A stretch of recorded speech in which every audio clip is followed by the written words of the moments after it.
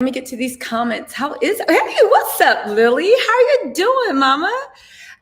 Shout out to Dear Dana and my girl B-E-A. Follow them on Instagram and YouTube. Dear Dana and B, thank you so much for being moderators on the FALYNN chat.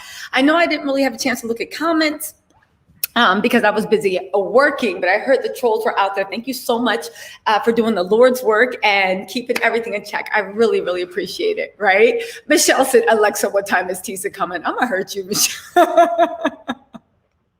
What is going on? Listen, let's get right into the business, right? Let's get right into, what's up, Grandma Scary and MG Mason? What's going on, everybody? Listen, yes, likes are appreciated. Thank you, thank you, thank you. So listen, let's get right into it. There were a lot of things from the Fallon interview, and I literally moved my thing. There were a lot of things from the Fallon interview that I didn't have a lot of time to take questions because, as you saw, the interview ran over. So I'm going to take this opportunity for a live to actually explain a few things to you guys, cross-reference that with my research. But I also want to clarify a lot of misnomers that are going around that I don't even know where they came from. And also give you guys a chance to ask me questions on what Fallon said in comparison to my research. So that is what this live is about, okay? And I'm also gonna take that 2-hour live and chop it up into digestible bits so it can all start circulating, okay? Hey, Diamond Mine, what's going on? Rona said, hair flip, what's going on? And I just knocked my earring out my ear. Hold on. Okay, I'm back. All right, so listen, what's up, Marva? How you doing? We're just gonna wait for a few more people to get into the house and then we'll just get right in. Who has a question? What's up, Miss Innabug? What's going on? Aaliyah TV, what's going on? What is going on? Okay, let's start from the beginning.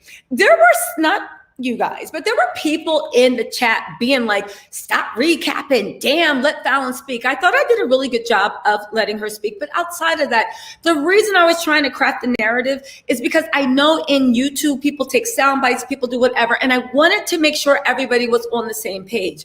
Not so much for what Fallon was saying, but for the same page of what the actual truth was. And it's odd to me that the same people being like, oh, you don't need to recap, were the same people messing things up, getting things out of order, and basically just starting rumors. You know what I'm saying? What's up, Mystical Palace? Hey, Stay, what's going on? We got Entrepreneur Life, Rona, Mystic. I'm just going to go through everyone. Miss Miller, DT Queen. What's up, everybody? Just rolling through so everybody can say hi. What's going on? Oh, hey, what's up, Chef CC? What is going on, Marva? And you know we got the red Lily Hustler. Okay, so listen, who else am I missing? Okay, the first thing that we're going to get into, I don't know how these rumors started because they're easily confirmable, but there's a rumor going around that Simon actually bought and paid for Fallon. Now, here's the thing. I never met Fallon before the interview. I put it out there. I wanted to meet her. The universe is gifting. So, universe, if you're listening, I also want $1 billion. I want a mega yacht, my own. I want to own it. And I want to interview Kenya Moore. And I'll do it the format she wants because I know Miss Moore likes to keep it moving and she likes things brief. So if I could interview Kenya Moore, universe, send that to me, right? But here's the thing, right?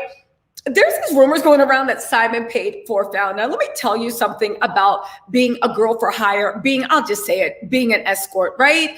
That is easily confirmable. Maybe you guys watch too much CBS after school specials, but there are agencies that broker people to be escorts. When somebody is an escort, it is not a secret. Now, I don't know who these random friends of Simon are that are popping up on everybody's lives. I have not watched the lives in entirety, but a lot of people are coming back with information. Let me tell you something, right? If someone does not stand in their truth enough to go on record or give you verifiable fact outside of their opinion or something they can base it on, That's all I'm going to say. I will say 100%. I know from my sources, and I know from, y'all know I checked the weather's almanac. So I was even calling services like, hi, I like a girl around 5'6", this and that. I was asking people that I know to be in that industry. Have you ever heard? Fallon has never been an escort. Simon never paid for her. Now, did he wine and dine her? Yes, everybody's on the same page about that. But she was not, is not, and I hope will never be an escort. But I know for a fact from all the verified research, if anybody is saying that she is, please drop the agency that she was an escort at. Please give a name of one of her clients. Please give a time. This is what I'm saying. It's easy to just say something, but give something that we can go off. Show an Instagram post, do something, but there's nothing. If anything, Fallon is just a loving mom to 3 sons. Now, in her history, she did have her first son when she was 15. Second, I believe when she was 16. To me, being a woman, I don't care. Nobody says anything about Simon having 5 kids. I don't care. Fallon loves being a mom. By all accounts, even Simon, because he left his kids with her, she is a good mom. So, I mean, again, that can be a moral story, but I'm not really into those type of moral judgments. So what? She had her first kid young. That means she's going to be a young, hot mom. Kudos to you, Fallon. Now, I will say that there was also a little bit of mix-up. So I'm going to get into the questions real quick. Oh, what's up, Reggie? Hey, what's up, Reggie? Let's get this popping. Any questions in the super chat? What super chats am I missing? Hold on. Yeah, Moses Flair, it pissed me off too. Thank you so much. Oh, Reggie, I'm glad you liked the interview. You know when a Gemini tells you it's a great interview. Hey, what's up? Liberia Rose, we have to talk offline, okay? I'll talk to you offline, Liberia Rose. DM me on Instagram or Twitter. I don't know if I follow you. I'll follow you back. But DM me on Instagram and Twitter so we can talk offline, all right, girl? And then where's Reggie? I'm going to put Mr. Reggie right there. Now, again, if anybody is calling anybody an escort and a call girl outside of an anonymous friend that won't go online, now mind you, the source of this anonymous friend, you don't even know if it's a paid person. You don't know this person. I actually called escort services. I actually researched. She has never been one. Nobody's ever heard she has been a mom. So again, is she perfect? What was my impression of Fallon? Honestly, I found her absolutely charming. I found her really, really endearing. And I found her credible. But you guys need to realize that one of the reasons I found her credible is quite simply because there was a lot of information I already had. I did not let Fallon know the extent of my information. I didn't want her to see my questions coming. Fallon passed all the tests on air with flying colors. A lot of questions I put out there to test to see how honest she would be or how dishonest she would be. And she was 100% honest. Fallon strikes me as an honest person for the most part. I mean, you know what I'm saying. I'm not saying I live and die by Fallon, but for the most part, she was being pretty forthcoming in the questions. Now, what tea did just flies over everybody's head? Remember when I first started doing this and I said, yo, Simon and Porsha have been messing around for over a year. Their meetup spot is the St. Regis. I did this through investigation. I did this through talking to people. I did everything. And I bought you guys the receipts. It's funny when I asked Fallon, have you ever, do you know Simon to go to St. Regis? What did she say? She literally smirked and said, as a matter of fact, when Simon and I were first talking, right in the beginning, she would fly me out to the St. Regis to stay there when I came to Atlanta. Now, hear me out.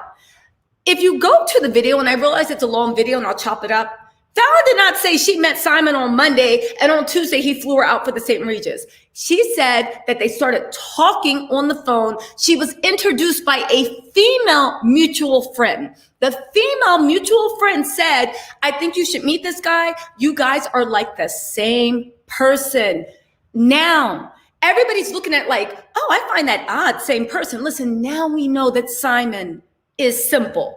But back then, and you need to know, apparently if somebody is controlling, if they are fake, if they are a social climber, right? The image that he presents to everybody is this kind of like, oh, shucks. The same thing he told the girl, Jessica Harris, I'm just a billionaire playboy and I just love the wrong women and nobody loves me. This person had a good impression of Simon because she knew him casually, right? She was a friend. She was not an escort. And I know the friend well, I don't know her, but I know of her. I have talked to her, and I know people that know her and about her business and what she does. She is very well connected. She has no reason to be an escort. She's never had anything. She's very well connected. I don't want to say too much because it'll give it away, but she introduced Simon to Fallon, right? She introduced Simon to Fallon because Simon seemed like a sweet guy, and you guys saw from the interview, Fallon seems like a very, very, very sweet woman. So she thought that they were equally yoked, all right? So that's how they started talking. They developed a relationship over the phone. I believe he came out to see her once or twice. I might be getting that wrong, the timeline, but they talked on the phone for a little while before he flew her out to Atlanta. Now, I don't know where you guys are from, but if I'm talking to someone long distance and they want to see me and I'm a mom of 3 kids, you best believe you better get me a ticket, United Airways. Matter of fact, I need you to upgrade me to a business class. Do that shit, play that shit. Yes, yes, yes, spin that shit. It's the whining and dining phase. Listen, if you guys have never been wined and dined, it is the one redeeming factor of being a woman in this world, that when somebody likes you and they want to be with you, they will spend the money. And especially if somebody is popping off like they have it, they're not going to make you buy your own one-way trip on Spirit Airlines. You see what I'm saying? So for what she was saying, the lifestyle I've experienced, I did not find it anything odd or untowards. The fact that she said that Simon flew her out to meet him, because what was she supposed to do? Work at the Piggly Wiggly, save up her checks to go what?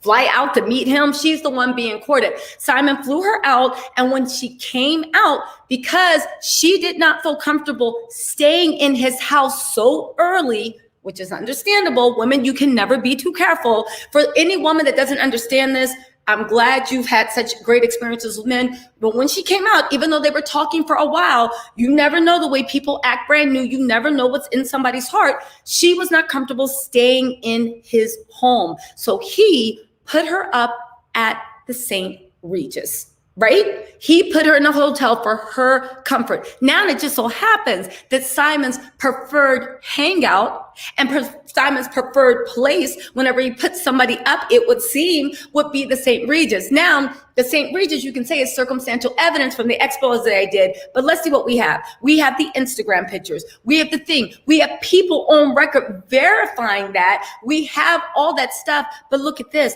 We even have Fallon saying when we were in the courting stage, whenever I would come stay, he would put me up in the St. Regis because that's his hangout spot. Now, let's take questions on that, right? Let's say, what's going on in these streets? Who has questions? Let's see. I'm going to stop and take questions. Let's see. Listen, who's Fallon's baby's daddies to them kids? Honestly, I don't care. I mean, I'll be honest with you. My issue with this whole thing is Simon's pretend life. And it's also to the fact that they were having an affair behind her back for a year. Now, you could take out Fallon and replace her name with Susie. Am I interested in who Fallon's kids are? Not really. Was I interested in who Simon's baby's moms were? No. I've known for a while all of Simon's baby's moms. I've had deep connections with them. I've had conversations with some. It wasn't really my business. I don't care what somebody does in the past. I look at their future, their present actions. And if their present actions are showing me clear indication to the past and clear indication to what your future is, then it becomes an issue for me. Do you see what I'm saying? Just like when I heard that Jalen had been locked up. Listen, everybody's made mistakes in their life. I'm not a judgmental person. However, I look at what are your present actions? How are they affecting your future choices? And if your present and future looks a lot like your past, then I'll bring it in. But honestly, I don't care about people's babies' daddies. I don't care about people's wives, to the extent of how they were cheating. Yeah, it's an interesting story, but to actually trot them out there, again, I don't care about Fallon's babies' daddies. For whatever reason, they didn't work out. Nobody's really listen, Fallon has been raked over the coals for the last, a few months. I would think that if she was such a horrible baby's mom or horrible person, there would be a lot of people stepping to her besides anonymous people that are Simon's people coming forward to say. So that's what and you guys say hi to the guest star of this live, right? Me and Palmy, y'all, a lot of y'all were saying like telling the palm to move. So I decided to move the palm closer, right? We're both going to do the put it on and make him want to marry me. Come on, Palmy. Come on, let's get this shit. Put it on and make him want to marry me. Put it on and make him want to marry me. That's me and Palmy. We put it on and make him want to marry me. So this is my co-host for the evening, Palmy. We're going to be doing the marry me dance, you know. There we go. Listen, have I heard, this is a good one. Have I heard that Fallon is pregnant? Y'all, I need to be honest with you, right? The whole Fallon and the pregnancy story, I know there's a lot of things going out there, and I know a lot of things being said and a lot of reports. I can tell you this. Where you guys think this story is going, there is a plot twist that none of you guys see coming. There is a plot twist. There is a big plot twist. However, like all of my stuff, I just don't want to be saying stuff to you guys. And seriously, I'm doing research. I'm getting verifiable facts. Y'all, when I break this story, you guys will have it first. But I'm just telling you, there is a plot twist. There is an angle and a plot twist that none, what's up, Tosh Graham, right? Listen, there's a plot twist that none of you guys see coming, and I'm reporting to it. I'm getting the facts. I'm getting the tea. And when I can, I'm going to break that down. But for right now, everything's so early. I just don't want to be putting random shit in there. Because here's the thing. When people come to you with tea, right? Most of let me know. Listen, I act like I'm like Inspector Gadget, but I'll just say this. Usually when I do research, I have to do research with, usually when I do research, I have to do research on my own, right? Since I started this channel, a lot of people come with tea. My inbox is always overflowing. People come with me to tea. However, a lot of times when you do a little research behind it, you see that this person may or may not be telling you the truth, but also it's their personal involvement in the situation too. And it's their personal issues with the thing. So you need to take what somebody tells you, separate their feelings, their opinions, what other people said, and get down to that little nugget of truth, and then follow that nugget of truth to another nugget and another nugget and another nugget. So it takes time. Do you know what I'm saying? It takes time. So that's what's going on. When I'm ready, the video will go up, but I'm doing what I can, right? Yes.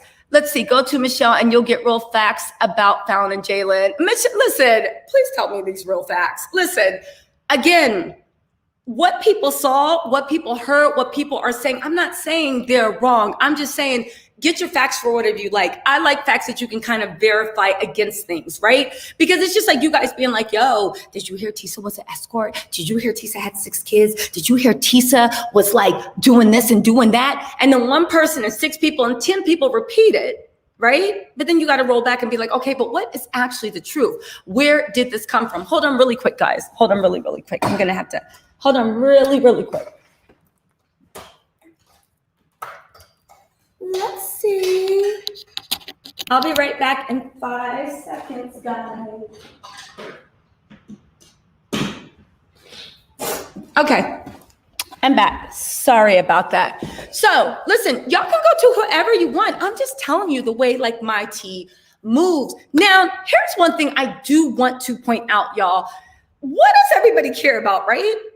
The point is, when Simon, you guys need to remember that Fallon actually confirmed to us, when Simon and Fallon were working on their marriage all the way into April and they decided it wasn't going to work, both of them decided on very amicable terms to dissolve the marriage. Now, it doesn't matter the judge didn't sign it off. Fallon said, you know what? I'm done trying. I'm not going to cry anymore. He had left her for 2 months. Y'all know the thing. All these things happen. She said, I'm not going to do this anymore. She agreed. Not only did she agree to the divorce, but she signed off on it. She knew Simon had moved on, right? Simon, I guess what, assumed Fallon wasn't going to move on because he only announced a relationship with Porsha 2 weeks after Fallon was like, all right, well, I'm done. Have fun. Right? And when he did that, he came with all those accusations about Jalen. Jalen wasn't even around. But that's how much Simon was removed from Fallon's life that he didn't even realize that the man he was accusing her of cheating with wasn't even around. So take that what you want. Listen, once they decided to divorce and both of them said we're both going to move on, what they did with their bodies, with their time, even if Porsha had started dating Simon for that month, I would have side-eyed her because it was weird. But at the end of the day, I'm like, all right, well, Fallon's moved, everything like that. The issue is the fact that one person moved on when the divorce was over and the other person was cheating since like last September, maybe even a little while before then. So again, care about what you want, but those are the actual facts. And these are verifiable facts. These are verifiable facts. Fallon I have seen text messages. I have seen a lot of stuff. Everything I'm telling you can be verified. If Simon would like to see these receipts, then he can ask Fallon to issue them publicly to share with us. Because I'm assuming maybe, I don't know, under the terms of the divorce, some stuff can't be shared without the other's permission. So if Simon wants to issue something to give Fallon permission to actually air these things, then they'll do that. But I am telling you, there are receipts on that. Everybody else is just talking. The facts are there. Do you see what I'm saying? Right? Now, what other questions do we have? Listen, Fallon will never go on Real Housewives of Atlanta again, right? Again. Where's the proof that they've been sleeping together, y'all? Well, here's the thing. Fallon and Jalen say that they are in a relationship, I think, underneath that post. So I guess they are dating. That is fine. Even if there is pregnancy involved, listen, you cannot control somebody's body after you leave. Now, I don't know if there's pregnancy involved, but my concern is the lying and cheating that happened from there. Now, I am saying that what is going on with Fallon and Jalen, there is a plot twist that you guys don't see coming. And when I can release that, with the finished video, I 100% will. But I'm telling you guys, there's a plot twist. I know you guys like, I know the truth. Everybody has like a little portion of, I'm telling you, the actual real truth is a doozy. It is a doozy, right? Now, listen, here's the thing, right? Yeah, Fallon did say that Jalen was her boo. Now, here's the thing. They say they're together. There's a lot of people saying that they're only doing this as a stunt and they're not together. I didn't see that, but that said, there is a lot going on behind the scenes that you guys don't know about that I am trying to research. Let's talk about a few other things. Sorry, I have my things right. If she was pregnant, according to Michelle, her friend saw her multiple times. The problem I have with that is everyone has a camera. Listen, if everybody has a camera on their phone and pictures come out, okay, fine. But I'm telling you, even the story behind that, if that is true, there's a plot twist you guys don't see coming.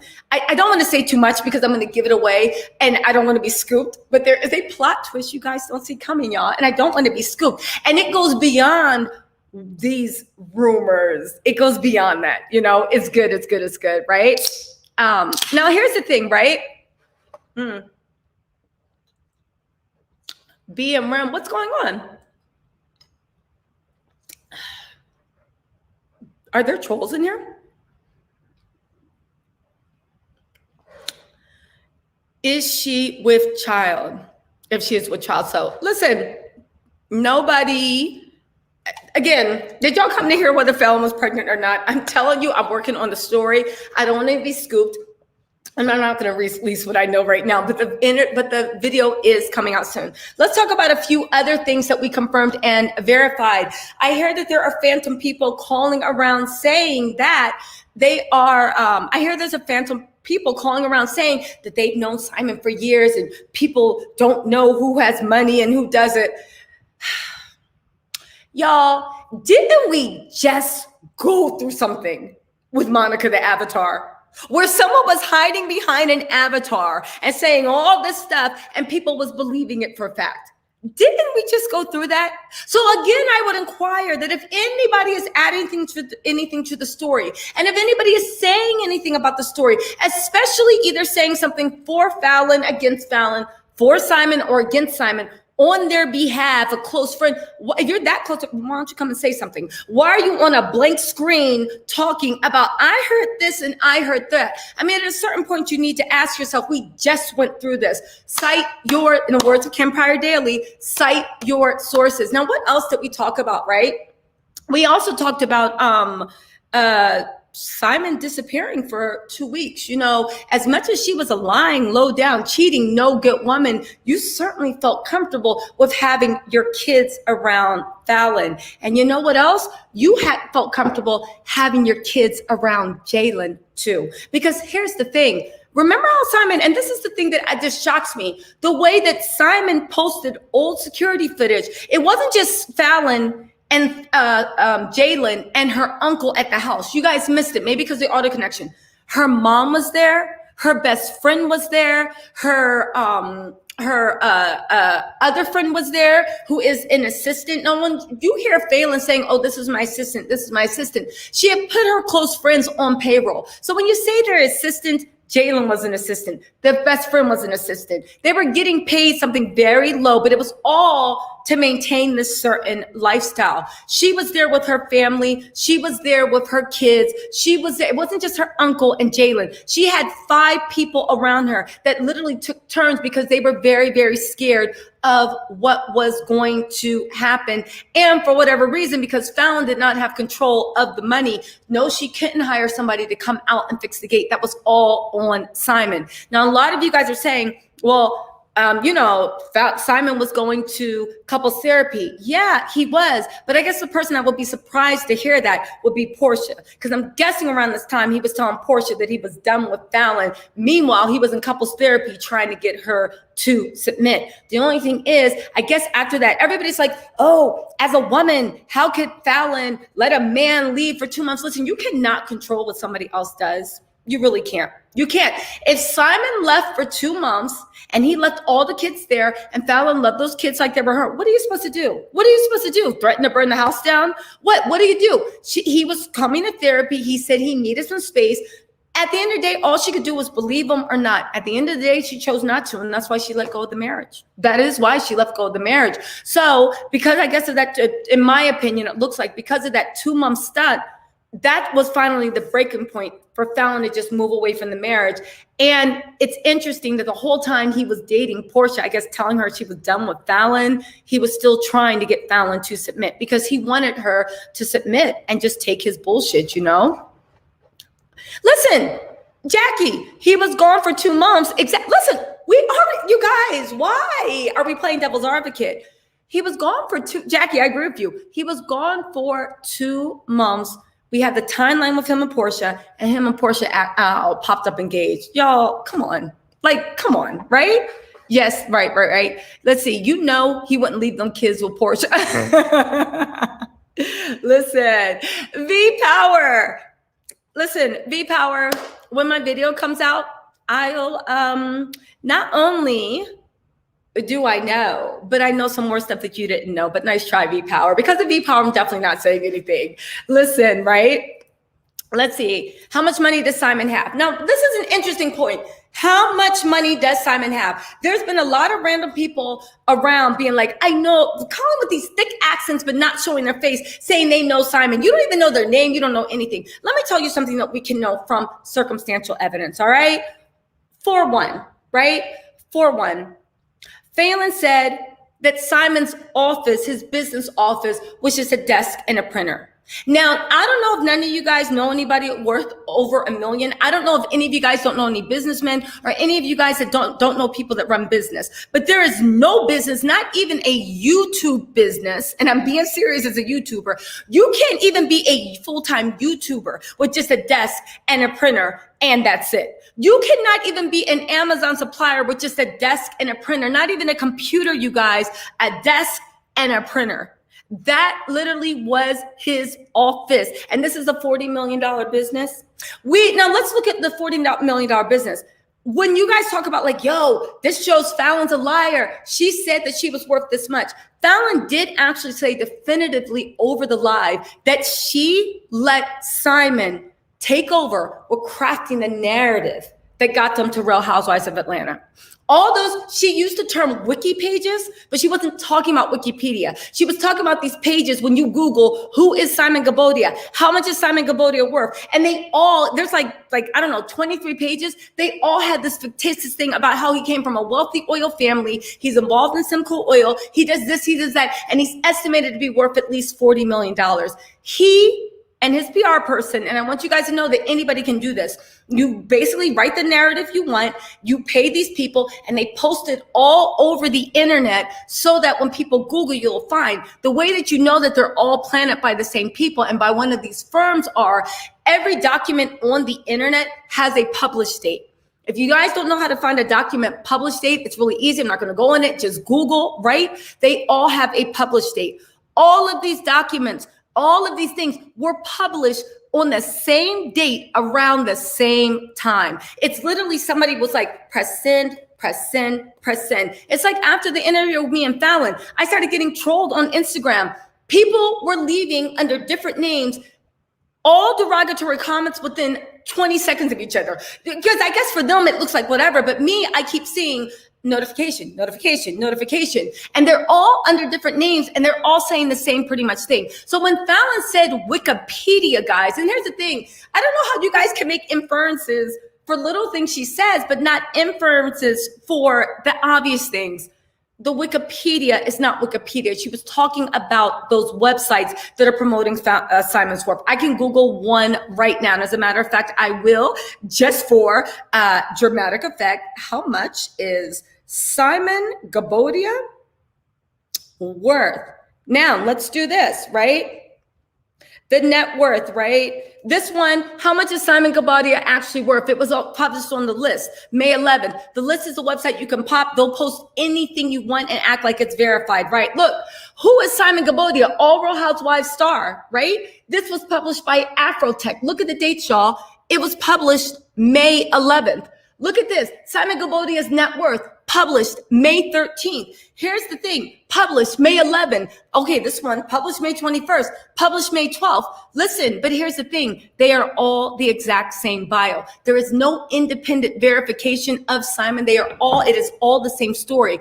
Fallon saw Simon and his PR person write that up and submit it back. So when you're wondering this whole thing about Simon being worth 40 million, he did it. Now let's get to Fallon, because you're like, well, how Simon said Fallon had money. How's Fallon have money and she has bad credit? Because Fallon also admitted that she allowed Simon to craft her narrative as well. That was her husband. She trusted him to a certain point, at least his business savvy back then, and she let him push that narrative too. Now, and I know that she appeared on, and this is all my opinion now, I know she appeared on Speak On It, and she said Porsha was sweet and this and that, and they had gone on a double date. Listen, you need to realize that when she was on Speak On It, she still thought she was getting a peach.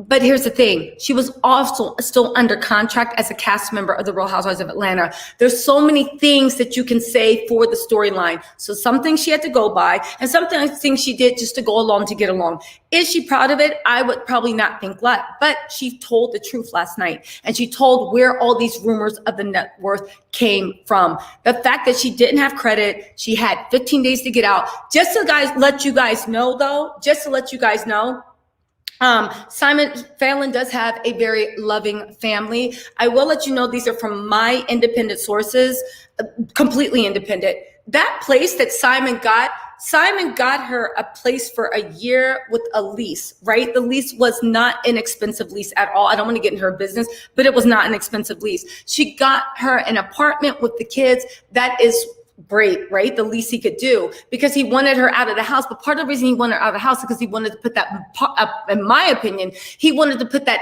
$5 million mansion that he owes a 90% mortgage on, right? Or something like that. He wanted to get rid of that so he could sell it, because the whole point of getting that mansion, I think, was to put things up so they presented wealthy for Real Housewives of Atlanta. But now that he's with Porsha, let's see where him and Porsha. Now, I did hear from my sources that Simon got himself a little house, like a house on a lake. It's a very small house. It's not anything luxurious, but it's a nice house on the lake, right? Something for a single guy. I find it odd that a single guy would get a nice little house on the lake when you got 5 kids and you got Porsha and her child. That house, that lease that Simon said he bought, was nothing but a lease. He paid the lease for a year. And Fallon, right? Fallon has already vacated that property. She didn't feel comfortable. It was another way for him to have control. So she pulled her resources with her family and she jumped into something else. And that's it. So that house is just sitting there. Simon can rent it out. Simon can move in if he wants. He is the person that paid it. The house is there.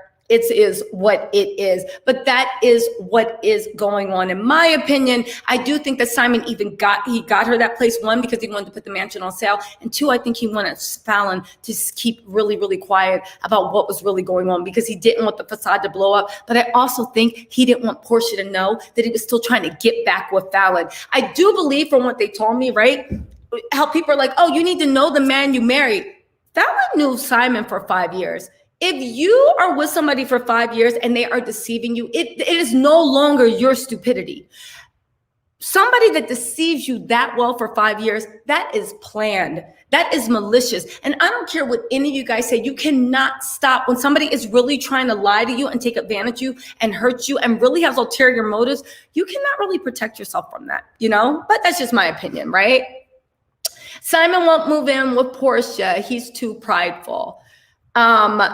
Maybe. I doubt that because he has no problem letting Real Housewives of Atlanta pay for half of stuff. I mean, listen, there's prideful, but I have a feeling that Simon's net worth. Now let's talk about the money, right? Let's talk about it. The wealthy Nigerian family. First of all, and everybody's like, oh, it's his cousin that bought on the Bentley. I was doubtful that was really his cousin. However, you guys did explain to me, right? You guys did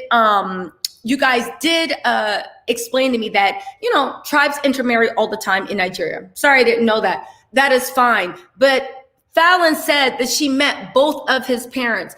May they rest in peace. Not them, but his mom's still alive. But unfortunately, his father did pass away, so may you rest in peace. But she met both of his parents. Both of his parents were working class, right? And Simon actually helped his parents out. Whatever you guys think about Simon, he did not come from money. And he even admitted that in his own Instagram post, saying that he realized that, and as a teenager, he was going to have to work for everything he had. Once he moved away from these fake narratives of these fake narratives that he published, and he gave the pictures and he did everything because Fallon saw him do it. So you guys, where's this money coming from? He said again, when are we going to start believing people from the word? I don't understand how we knew Simon was lying. We got Simon for lying. He posted an Instagram post admitting he was lying and saying he had to work his way up. And after 25 years as an employee and this and that, he finally and he never had a chance to travel around with his children. Now he has opportunity. Y'all are still in my comments saying Simon's rich. Simon has money. He has cousins coming in. This is what I mean about Simon's lies. Pick a lane. Are you rich or not? But this is what I mean about Simon being so ego driven. He will not admit. He doesn't want to let go of that lie of being rich. He's trying to rebrand himself as a working guy, family man. Yeah, we get that. Except for you cheated on everybody you've ever looked at in your life. You even left your kids. I'm glad. The kids should be glad that Porsha's there, because Porsha's probably like, they're getting packed to go to the private jets. And Porsha's like, babe, wait, where are the kids? Where are the boys? And Simon's like, oh, all right, come on, bring the kids. Simon probably forgetting those kids in Cancun until Porsha was like, where are the kids? We can't go anywhere, right? He uses Usher bucks, right? Listen, he uses Usher bucks. Listen, Simon, right? Simon has been caught in a lie. His wife that was with 5 years, that saw his family and saw where he came from, not only said his parents are poor, he took care of his parents. To his credit, great. Now, they did live in Nigeria, so it doesn't really take that much to take care of your parents in Nigeria. But he still gave them, he helped them out. He was not close to his family, and he worked for everything. You heard her say that. You heard her say that she's never been in Nigeria. And to her knowledge, they have never had any overseas houses. There is a condo in Miami, which, like Wendy said, has a nice shared pool, right? There is the place in Atlanta, and there was another place they had right before they moved into that big mansion for Real Housewives. So once it was for sale, they had that house, but that house sold, and that's the house. The profit of that house, I believe, was like $137,000. And that's the house that they split the proceeds on. So they had the condo in Miami, nice shared pool. They had a house in Atlanta, they sold that house and they used the profits from that to jump into the mansion. That's why Simon's so desperate, I believe, right? Who wouldn't be if you just literally bought a $5 million mansion and you need to pay that mortgage and nobody's living in there? What's the first thing you do? You try to put it on the market. And it would be a very smart move to put it on the market while you have mouths buzzing from Real Housewives of Atlanta. Because if somebody is interested, they're more likely to see your house, more likely to be like, oh, I like that house, and more likely to buy it. But that first house they lived in, which was much more modest, that is the proceeds that they are actually splitting, because Falynn actually, I believe, put some of her money in there too. Again, is Falynn broke? No, I don't believe so. You look at her family, she's functional. That's not it. But is she like, oh, this oil baron heiress and all this stuff, and she invested in petroleum? True. She literally said on the live that Simon made all that up. I don't understand. It's like, honestly, in this world, there's the gossip. People don't believe the gossip. But when you have people saying this is exactly what it was, and then you have the facts saying, looks like that what it was, everybody's just like, no, it couldn't have been. It couldn't have been. But where was I? Okay, so I just want to clarify that on there. And if you guys go back to the video, you will see her actually confirm this. Simon said on his Instagram from a post a few days ago that he had to start working when he was, I don't know, in his late teens, and he realized that the lifestyle he wanted, he would have to work. So he worked for 25 years. He did this, he did that as an employee. Then now just recently, and he literally said in his own life, just recently, he's now gotten to the position where he can enjoy these little luxuries. He even said, the thing is, now he has people calling into random shows, asking, with these people saying they are random Nigerian people that won't get on camera, won't say their name, won't do anything except put up a damn blank screen, right? Put up a damn blank screen or whisper into people's ears. And now all of a sudden we're back to saying, oh, I heard Simon's worth 40 million. Y'all, I can't, right? Falynn should have sold the Range Rover and kept 500K and start over. Listen, Simon's baby's mamas are getting free babysitting service. They ain't saying nothing. Listen, Falynn should have maybe, oh, that's true. Falynn never got the proceeds for that house. That is true, right? Yes, thank you, Lily. That is true. Listen, Falynn never got the proceeds to that house. Simon's supposed to pay her back in 2 payments of $50,000. He didn't give her anything yet. And that's that on that, right? Sorry, I'm drinking my Vici. It's my favorite sparkling water. Sorry, guys. I gotta hydrate, right? Listen, Falyn's holding on to tea, but she pretty much told her tea. She told us that she's never been in Nigeria. She's been with that man a billion times longer than Porsha. She's never been in Nigeria. She said Simon only went the whole time they were together, only went to Nigeria once, and that was for his parents' funeral. So he doesn't have a house in Nigeria. He doesn't have a house. And get this, she said she only knows of him going to Africa maybe once, maybe twice. There's no other properties. They don't have a property in Costa Rica. Now get this, right? This is what Simon does. There's a photo on, let's talk about the properties around the world, the houses, right? The houses, child. Let's talk about it, right? Falynn broke that down. You guys have to start listening to what people say. Sometimes people aren't messy. I'm long-winded. I'm going to make sure you feel what I am saying, and I'm going to reiterate. I'm going to clap my hands and make sure. Falynn has that Earth Taurus energy. She said what she said, and she leaves it out there for people that can listen. That's the Falynn thing. Y'all said that Falynn looked tired. I mean, honestly, Falynn has been being ripped apart for the past 5 months. I would be tired of y'all too, right? But Falynn also has a very it is what it is. I said what I said. The smart people will figure it out. That's what Falynn is. She's not used to these streets where you gotta rep and not give you buck, right? Falynn said she's never been to Nigeria. So your wife of 5 years, where's the Nigerian mansion? She said Simon's only been to Nigeria once the whole time she knew him. And not even Nigeria, Africa once the whole time she knew him. And that was for his father's funeral. Where's that overseas houses? The Costa Rica houses. If you look on Simon's Instagram, the start of Falyn's mouth, she said that they stayed in a rental property in Costa Rica. Now, for all of you guys that don't know, the rental property I was describing wasn't the mansion. There was another one on there that I never mentioned because I was like, there he goes again, fronting. But Falynn knew what I was talking about. If you guys go on Simon's Instagram, and maybe I'll do a video putting this out, he walks around holding the camera going, look at this. How many square foot is this? And you hear the realtor in the back saying, being like, it's like this many square foot. And he was like, oh, and this other house is adjoined. He's literally like, having somebody tape him while he's like taping it, right? There's a property that has like a little, like, I don't know, it looks like it's a 5-bedroom property. It has a pool. There's a hedge separating it, long hedge.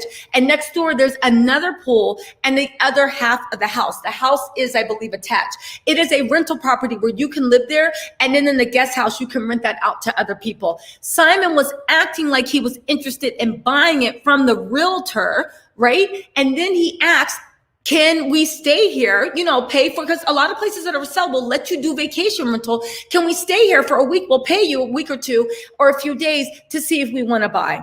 Realtor said, fine, whatever. That is the Costa Rica house she was talking about. It was a vacation rental. Now cut to the other Costa Rica house, which is also a vacation rental, guys, right? Cut to that other Costa Rica house that is still on the market, and it is a vacation rental. She has never seen that mansion that Simon was like, how you doing? She has never stepped foot in that. Everywhere they traveled, first of all, they never even traveled around the world. This is in 5 years. They went to Costa Rica, they did Miami, they did Atlanta, and they did the Dominican Republic. And they did Mexico. The same spots that Simon is taking Porsha to are the same spot that Falynn been in. Not one of those places Falynn confirmed is there an ownership, is there a property, and every place they stayed at was a rental. We know Simon's cheap ass, if he actually owned property, would have had them staying in that property and he would have flexed. Because Simon will order goddamn Philly cheesesteak spring rolls to the table and put that shit on the gram like, ooh, what is this? Ooh, you see that, chef? Tell us, chef, come in here. Tell us what we have. And the chef is like, welcome to TGA Fridays. These are our Jack Daniel wings and fries. They are made with a sweet and seductive Jack Daniel sticky glaze. Enjoy, guys. And Simon will be like insaliving that, like, ooh, they ain't never seen no shit like this. Zooming in and stuff on some goddamn Jack Daniel bourbon wings from Fridays, right? This is how you know, right? This is how you know. Now listen. So again, Simon doesn't have any properties. Falynn didn't see them. She confirmed that this $40 million business that y'all were just like, y'all don't know the way rich people are. Let me tell y'all stuff. I do. And I know what they do. And I know the thing. And I'm telling you, there's not anybody that runs a $40 million business or a $10 million business or a $5 million business. You know what? There's not anybody that runs a $500,000 business that has an office with a printer and a desk, y'all. Not even a computer, a printer and a desk in this day and age. Not decorated. Nobody ever goes there with no employees. You don't even run a $500,000 business like that. You don't even run an $80,000 business because you need at least a computer. So you guys, let's just do like logical thought process. You feel me? Let's take some questions. If anybody has questions, let's go, right? Let's see. Yeah, the printer. Socks Girl said, the printer is on the floor, child, right? The printer is on the floor. Let's see.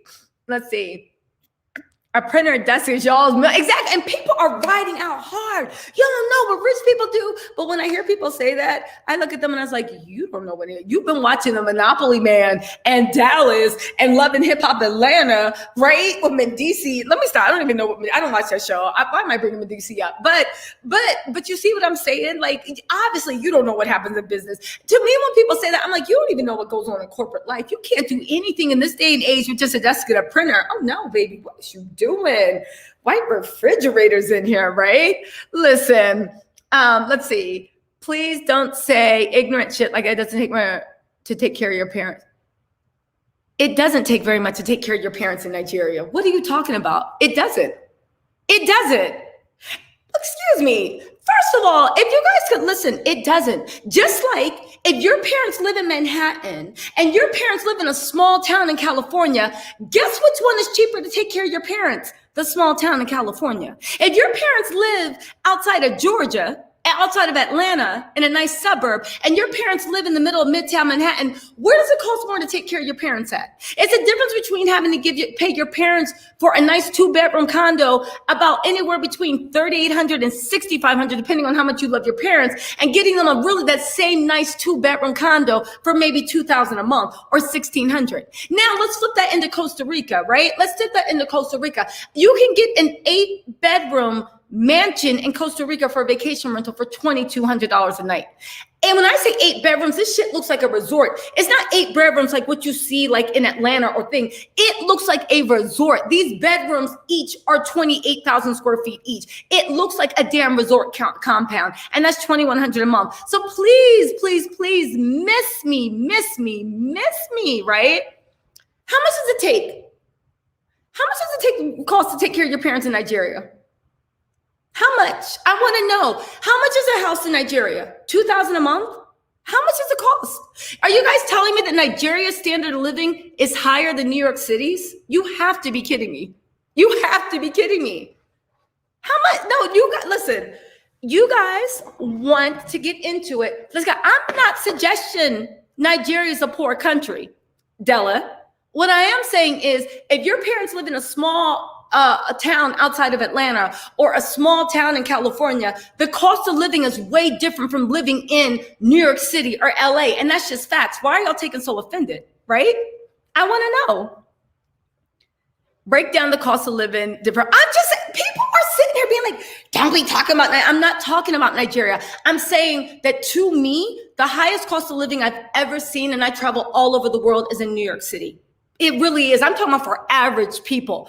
The millionaires are always going to have their shit. And that's another thing, y'all. Let me just rewind. Simon wasn't taking care of his parents in luxury. Simon was giving them an okay life and keeping the lights on. He didn't have them in mansions in Nigeria. They weren't living a millionaire's lifestyle. They were living a nice working class lifestyle, which I hope we are all fortunate enough to do that. But for y'all to sit here and tell me that a nice working class lifestyle in Nigeria is the same as putting your things. And let me tell you something. Simon's $5 million mansion in Atlanta would get you what? A 4-bedroom apartment in Manhattan? And I'm not even joking. It'll get you a 6-bedroom brownstone in Brooklyn, but one that you have to renovate. Because for $5 million, you're not getting shit in Brooklyn for a brownstone. And I put that on anything. And a nice part in Park, go to Park Slope and see what $5 million will buy you with a brownstone. Not only are you going to get it, but you're going to have to renovate and gut that whole thing. So by the end of it, you're going to end up putting $8 million in there. Please don't sit here and tell me this stuff, right? Please don't tell me. Please don't tell me. Who do I need to kick out? Who do I need to kick out? Della, give us some facts. Okay, but Della, if you live in Nigeria, then give us facts, sweetheart. Give us numbers. Give us differentials. We want some information. I'm waiting, right? I want to know. No, Della is sitting here talking all this stuff. Della, give us some facts. How much is you know what? I'm asking you, Della, because I don't understand. I grew up in a small town. To pay $2,000 a month in the town I grew up in, you could literally have an 8-bedroom house with a pool, with a giant lawn, and get the gardener too. For $2,000, you can't even get a studio in Manhattan. What's there to be ashamed about? It's nobody's shit. Della, anyway, you're just trolling. Anyway, so listen, Della knows about Nigeria, but like everybody that argues, nobody is giving facts. But let's switch onto something more lighthearted. What do y'all want to talk about, right? But here's the thing. It's not just Ghana. Atlanta is cheaper than New York. You go to Texas and there's fucking mansions for $1,800 a month, $3,200 a month. And that shit will cost you at least $8, $9, $10 million in New York City. Listen, There's price of living differentials. It is what it is. I'm not shading anybody's country. I'm not shading anybody's town. It is what it is. That's it. It is what it is. And I'm not saying I'm all high and mighty, but I am saying, can we talk facts or can we talk reality, right? Hey, Miss Todd, don't get homework, get you riled up. Please don't like that. Trust your instinct. Yeah, Della, I'm not Googling for you. Anyway, let's move on, right? Let's see. Why do you think Simon not kicking it with the other day? Listen, Fallon had the right to not abort a pregnancy and not be criticized for choosing to be a mom. These women get such a number. Listen, I would never, ever. Oh, hey, dear Dana, y'all, everybody follow dear Dana. Dear Dana, we're going to have to do a live one day on the spiritual stuff, or I'll just join your live and super chat you. Y'all follow dear Dana. She does really good spiritual healing, whatnot. I feel like dear Dana's like, da-da-da-da. Listen, where was I, right? Where was I? Listen, India, I completely agree with you about that. I completely agree with you. That's why I don't get into Fallon and her 3 boys. Listen, you decide to have your babies. You love being a mom. God bless you. You know, they say your children are your biggest wealth. I don't shame her at all for that. I actually admire that she had the courage to actually have her kids and go at it as a single mom. I have a lot of respect for anybody, single moms and single dads, especially in this day and age. And now that's it. Whatever anybody chooses is their business. But I have a lot of love for people that just go against the grain, right? Even Simon, I'm not judging Simon for having 5 kids. They're 5 cute kids. Thank God the moms were attractive, right? They all look like him, but they look like pretty versions of him. Thank God those kids are cute, right? But I will say that wasn't the issue. The issue was like, y'all already know, right? Y'all already know, right? You know what? One tall girl. I agree with you. The only place that would compete with Manhattan prices is downtown San Francisco. I agree with you. And that's Silicon Valley money where they want like $3,000 for a small room. You know, I agree with you, right? Listen, I do need moderators, but how do I do moderators? Is there an application process? Hold on. Let's see. How do I make moderators? I need to make dear Dana a moderator. Oh my God. Let's see. Hold on, dear Dana. It wasn't. Sheila's like, it wasn't us. So listen, let's get into some lighthearted stuff. Because what else did we learn from the interview? We learned all my research was correct. That was actually pretty amazing, right? We learned that Fallon doesn't know of any overseas properties. We learned that Fallon said that Simon took a few calls in the house and he stayed in his office, but he never went outside. He didn't really take meetings. I mean, I don't know. Maybe he's a wealthy businessman. I don't know. I just know that he knows like nobody's businessman that I know. The people that are saying that investors move in secret, that's not any investors I know. I mean, granted, when they're working on a new portfolio, they maybe try to keep it secret, but their old portfolio, they actually want to share because the more people that are trying to get at their portfolios, the more money they make. When you guys are like, oh, stock people moving quiet. No, they don't, unless it's like a secret takeover or something. But outside of that, they're letting people know what they're doing because they don't make money if nobody knows about their investments, you know? You're right? Let's see. Yeah, I think so, but I don't know how to make people moderators. Let me see if I can do this from YouTube. Hold on, guys. Because I want to make a few people. I don't even know how to make these damn moderators.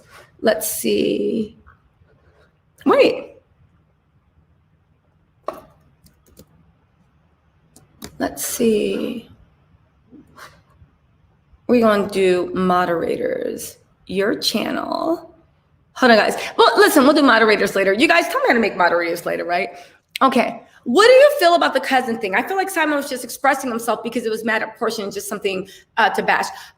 You might be right about that. Again, let me get back to this. A lot of people have been telling me that in Nigeria, it's common for the tribes to mix, right? I don't know why I didn't think. I think I was watching Real Housewives of Potomac, and Wendy said that Eddie's family didn't like her and the tribes don't mix. But I might have gotten it wrong. But that's what I get for getting my history lesson from reality TV. But a lot of you guys came and educated me about Nigerian culture, and it's very common for tribes to mix.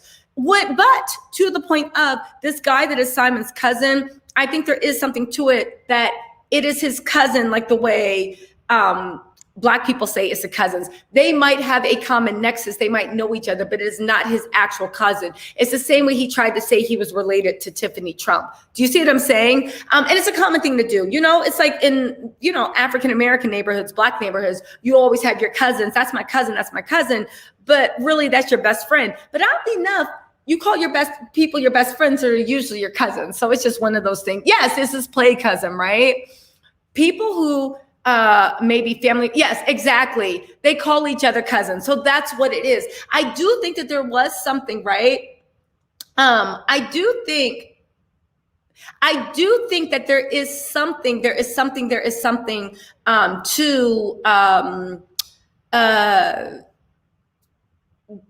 Simon knowing something about that car and Simon talking trash about Porsha. But again, why was he talking shit about her? Because he was so mad, probably because Porsha wasn't acting right. I should have asked her, but I thought it's like, I didn't want to take it too salacious. What was Simon saying around the Bolo incident when y'all were watching the replay? What did he say about that? Is that when he was laughing at her about the Bolo incident, right? Yep. He said that, let's get through these questions, right? Wendy's husband's family don't like her, and that's what, yeah, okay, Tracy, you're right about that, but I thought it was something deeper. You know me. Simon's a fraud, Porsha is down with the fraud, and Dennis congratulated them on the post back in May when all three of them were in. Yes. Yes, girl, Simon reminds me of Hush Puppy. Who's Hush Puppy? Let's see.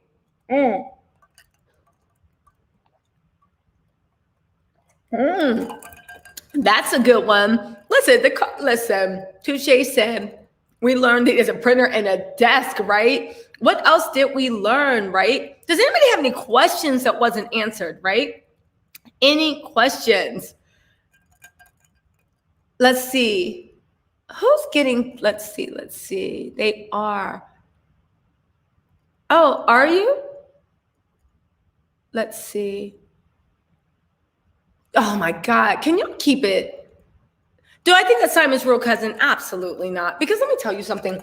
Simon is so desperate to be linked to wealth. Do y'all really think that if he had a billionaire cousin, Simon would be keeping it quiet? Let's think about this. This is what I mean. Let's look at the person we know, all their actions and what they do. Simon, who is desperate to be seen as wealthy, who is desperate to attach himself, who is desperate to be the cool kid, in the know, knowing all this. Simon now has a billionaire cousin and he's keeping that quiet because what? Simon's reserved? Like what? It wouldn't serve him. Why would he do that? Why would he do it? Exactly. Don't make me go on Fallon in jail and laughing at all this. Don't make me call the family without speaking. Cinderella, you don't know shit. Shut up. You don't know anything. Oh my God. There are a lot of trolls here. Do I think Porsha is going to get rid of Simon after? I definitely 100% think she is. Quiet as this cat, that might be like as the series goes on, they'll start refilming when they get to Atlanta. I 100% think. So for Porsha and Fallon, right?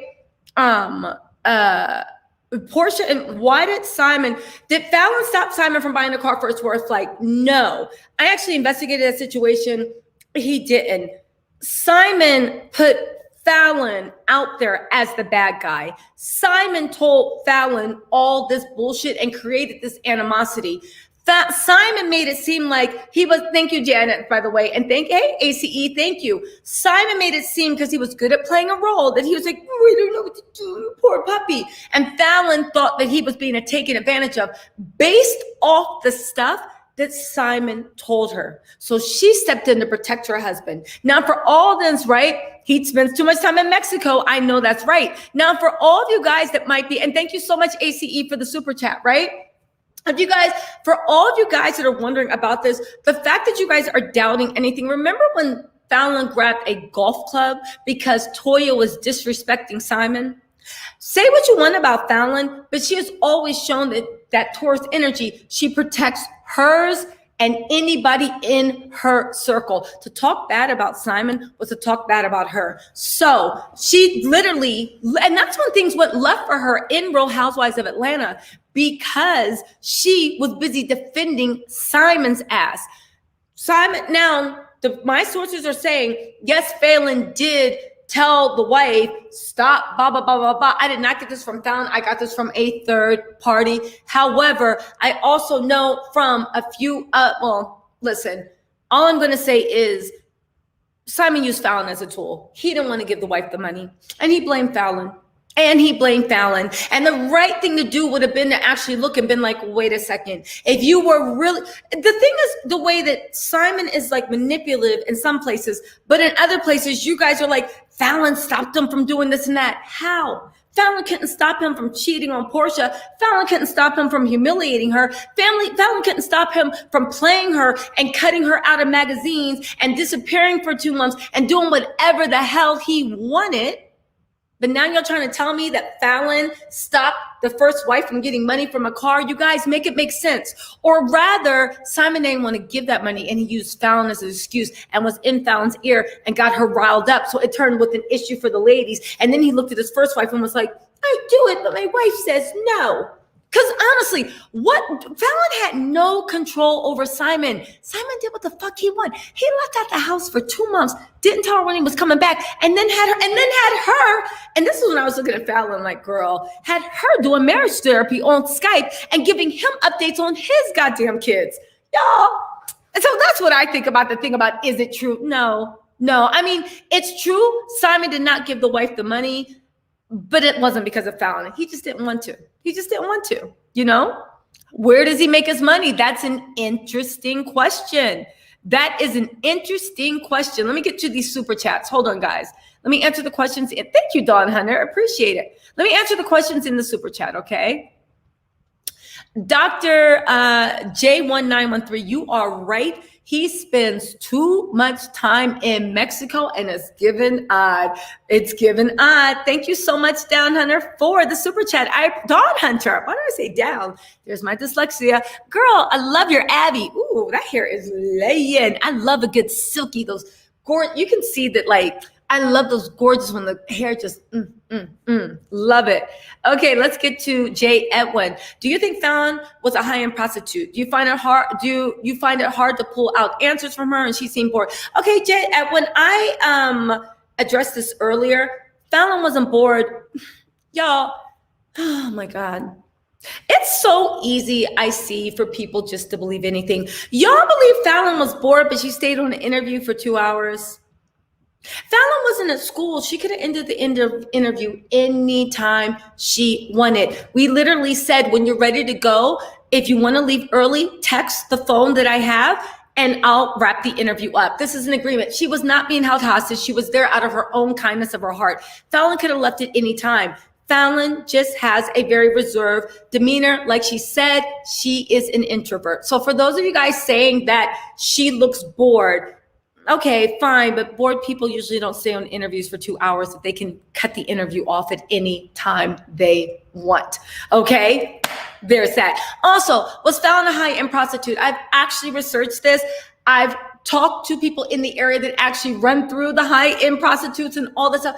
Falynn was never a high-end prostitute. She was never a call girl. I don't know where this rumor started, but I guarantee you, anyone spreading the rumor, they're not going to show their face and they're not going to give any details. And also, Falynn has been being dragged through the mud for whatever. The only person saying this is who? A friend of Simon, an unnamed friend of Simon? Is this the same unnamed friend of Simon that's going on all these different talk shows saying that he's a millionaire? Again, I've researched it. You guys saw my exposés. You can take my word for it or not. I really don't care, Jay Edwin.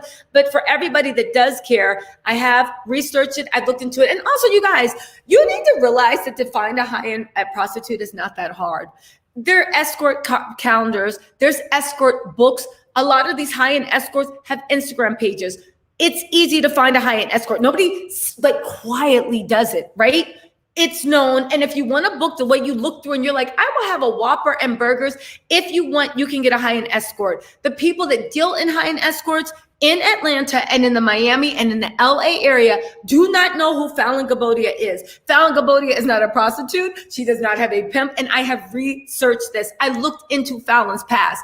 Again, if anybody would like to bring proof and receipts outside of something that somebody that Simon knows, which is probably Simon on the phone and a voice recorder, please let me know. The woman that introduced FALYNN and Simon, I happen to know. She is very influential, very powerful. She has a real job. She does not play around with that stuff. And the reason why she thought that FALYNN was very much like Simon is because Simon had put on that false face that I believe a lot of narcissists do, of being this poor little humble, meek soul, because, you know, wolf in sheep's clothing. And that was the impression the girl had of Simon. She knew Simon in passing. She knew FALYNN a little bit more. They seemed like two gentle-hearted people. So she thought they clicked, and she was right. They did click. When Simon flew FALYNN out to Atlanta, it's not like he talked to FALYNN on Tuesday and flew her out on Wednesday. He literally, they talked for a while, got to know each other. He then flew her out. And I don't know what type of men you guys are messing with. If someone that you're talking to that's supposed to have all this money doesn't pay for your ticket on Spirit Airlines for you to come see him. FALYNN was, even though she was interested in getting to know him well, she felt very uncomfortable staying in his house because, you know, as a woman, you never know what's going to happen. So she asked, so he knew that, and he put her up in the Four Seasons. Now, word on the curve is he puts everybody in the Four Seasons, even Miss Porsha Williams. If you watch the Expo Play, go ahead and watch it and get those clues for yourself. But what I am trying to say is, no, I've researched it. It's just facts. FALYNN was never a prostitute. She was never a high-end escort. FALYNN, this is ridiculous. But even then, it was a boyfriend-girlfriend relationship. He flew her out to get to know her a little bit more. She stayed at a hotel. The funny thing is she actually did everything right, because if she had stayed at his house, y'all would have been like, oh, you just giving it up on the first night. She stayed at a hotel so she could get to know him and also be safe. And then the relationship started to develop. So I hope that answers your question. And Jay Edwin, I would also say, again, with FALYNN seeming bored, do bored people that can interview at any time, stay on for 2 hours. FALYNN had a lot of fun. She enjoyed the video. And you guys need to also start realizing everyone is not built the same. Listen, I'm super animated. I talk a lot. Y'all know this. I'm the most long-winded person you know. And if somebody calls me a liar when I was younger, I would literally be ready to fight them, because I came from a family that if someone calls you a liar, you fight them. If you sit there and you're just like, whatever, then you're the liar, because why would you let somebody call you a liar? As I got older and I got exposed to more people, I realized when people talk shit about you, the way other people are socialized, and this is the vast majority of people, silence. Because people are like, well, if it's not true, why are you getting upset? And before, when I was younger, I was like, because it's a lie. But as I got older, I was like, yeah, you're right. If it's not true, why? But you see, you need to hold grace, J. Edwin, for people that are not like you and people that are socialized distant. Everybody's not extra. Everybody's not quiet and reserved, but you still hold spaces for the way people want to present themselves and what. But you cannot project what your view of acceptability is to somebody else. All you can do is watch them and see the way they react to anger, they react to disrespect, they react to happiness, they react to joy, they react to, you have to watch them to get a baseline personality profile. And once you have that baseline personality profile, then you can start making assertions. But you cannot make assertions on a baseline personality profile that is you. Because all you're saying is, if it was me and it was hard for me to pull out answers, it's because I would have been bored. But that wasn't FALYNN. That's all I'm saying. Can we start giving people that are different than what we know some grace? Watch them. Let's look at their baseline personality, right? Anyway, let's move on to the next comment. Do you think Simon's money laundering? Listen, I'm not sending feds to anybody's door, even Simon Gabodia's. Honestly, listen, I don't know. I don't know. And here's the thing. I'm not accusing him of doing that. Those are very, very serious accusations. I'm saying that I think that Simon greatly fluffed his worth up to appear on Real Housewives of Atlanta. That is not a crime. That is not a sin. I'm not saying he needs to go to like Sing Sing or like whatever that. I am saying that he put out a false narrative of himself. He's all smoke and mirrors. And I honestly, in my heart, thinks that he conned Porsha Peach Juice Williams. Now, the fact that Porsha thought that she was making a come up, you know, they saw each other coming. And I'm interested to see who's actually going to win. Because listen, Porsha is pretty cunning and savvy on her own too. And she knows how to make things work for her. I know that Porsha is very, very good at going. I see that, like, my friend actually, I didn't watch it yet because I've been on vacation, but my friend actually showed me that she is now trying to reinvent herself as like a woman entrepreneur, a girl boss. And my friend had some comments saying that in the video, that ditzy tone she usually has in her voice, she replaced it with a tone that was more serious. I texted a few people and they said this is more like Porsha's speaking voice. But if you look at this, I don't know, whatever she's trying to do, girl boss, I haven't seen it yet. Porsha's voice and the way she acts is more in line with who she actually is in real life when the cameras aren't going. But back to your point about, is Simon laundry? All I know is Simon exaggerated. But again, to do that is no crime. I think he conned Porsha and presented wealthy, and Porsha put her reputation and everything's also on the line. And I do believe that when they are done filming, by the time the second season comes around, she's not going to be with Simon. Because honestly, I don't even think Simon makes good TV. I don't think he makes good TV. I don't think he has the face for TV. I don't think he has the body for TV. I don't think he has the dance moves to TV. I don't think, but then that's just me. That's just me. That is just me. Let's see who other questions that we have. Did I get all the super chats? I want to make sure I didn't miss any super chats. So listen, this is interesting. People talk like they know Simon. No, but we've researched his business. I can speak authoritatively about his business. I 100% can. You know, you talk like you don't know him. So there is that, right? Porsha wants to leave, but she's too embarrassed. I can see that happening. I could completely see that happening. You said you're rolling it down. Listen, I hope she wises up. Listen, he's not, listen, Porsha wising up. She has a reality TV to film. And at the end of the day, Porsha makes good TV. Even this drama with Simon and her being duped, right? For y'all to say that, oh, y'all act like you know Simon. Do you really think that Porsha Peach Juice Williams, whose whole brand is beautiful, what do you call it? Attainable luxury, right? Very attainable, fabulous. That she signed up to be a stepmom for 5 kids at a 2-bedroom condo in the Cancun? You really believe that? Do you? Okay, I guess. Porsha doesn't mind. Let's see. Simon's fake for chore. Listen, Porsha, Tisa, I asked a really good question. Check my second super chat. Hold on, AC. Let me check your super chat. Did you? Hey, Liberia. Simon is another Peter Thomas, pure and simple, high ironic. Porsha's involvement in spreading rumors. Hold on, why am I missing all these super chats? Oh, here you go. Wait, hold on. Let me find these super chats that I'm missing. I missed your super chat too, Liberia Rose. Where are you at? Why am I missing super chats?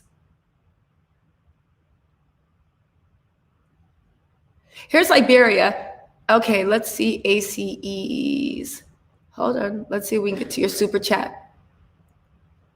No, I don't see it. ACE, can you send your comment one more time? I'm sorry.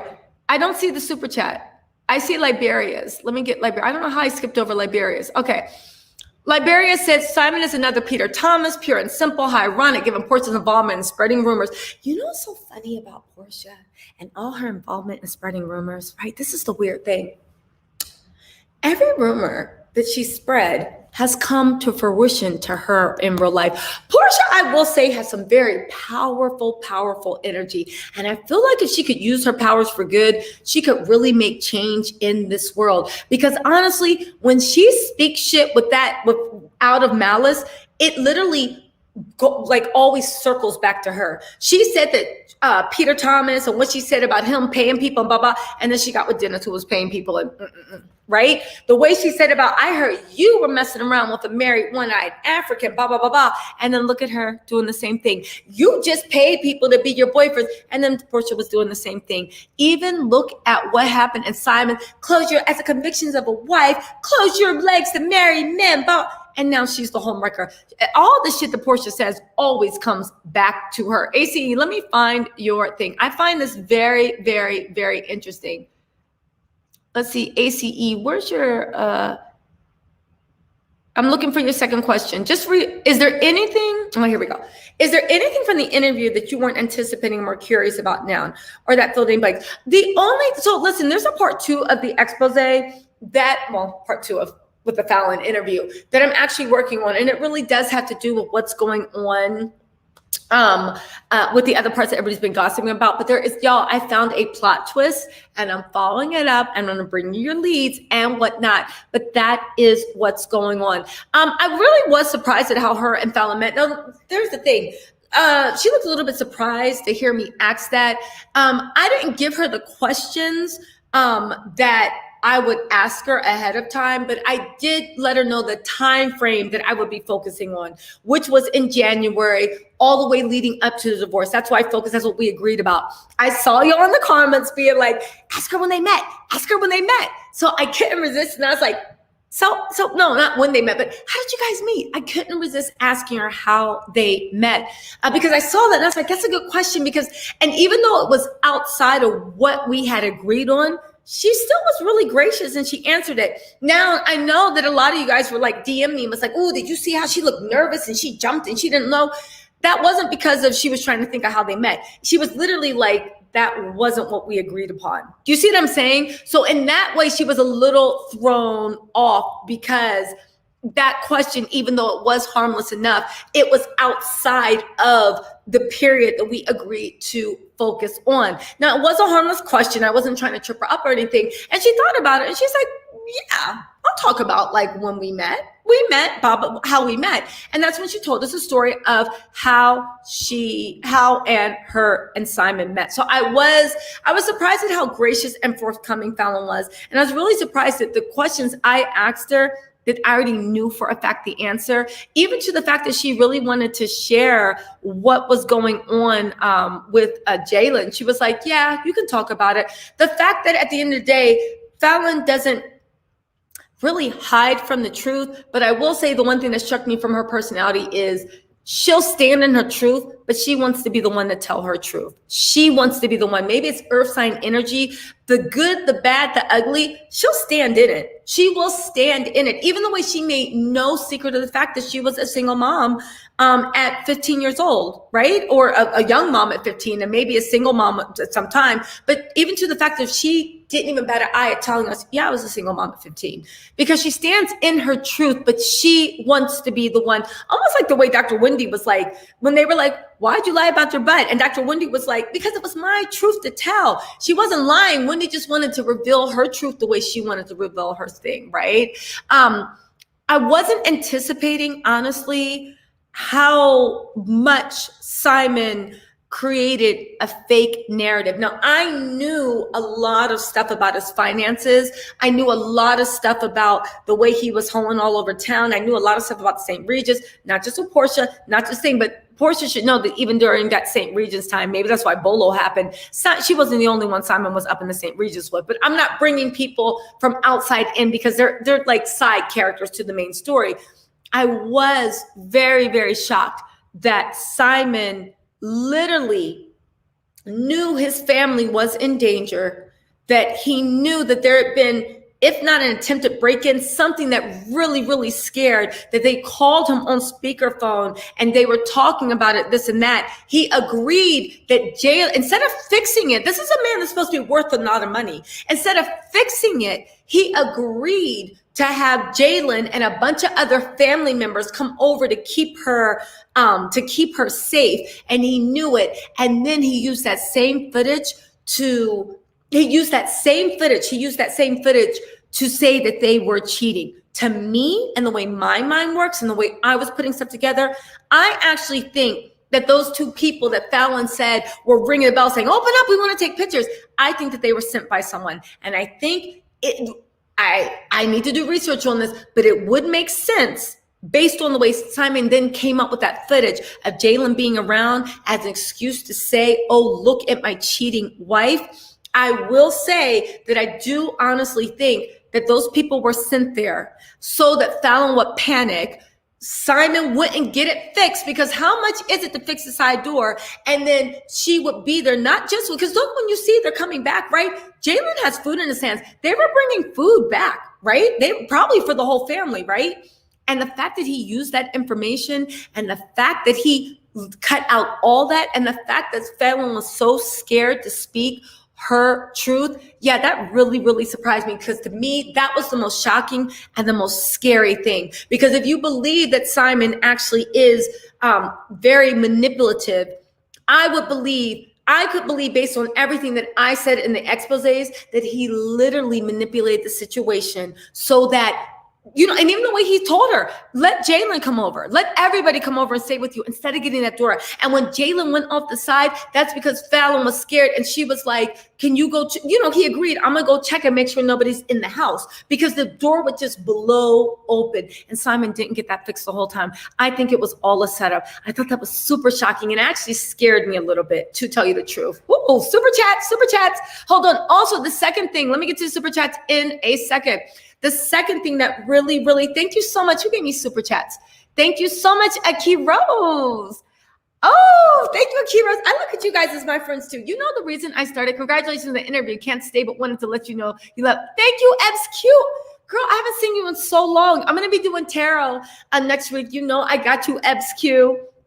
Thank you so much, EBSQ, and also Aki Rose. You know, the reason I started this channel is because, like, I would be talking about this shit to my boyfriend while he was asleep, this and that, and babe, look, babe, this and that, blah, blah.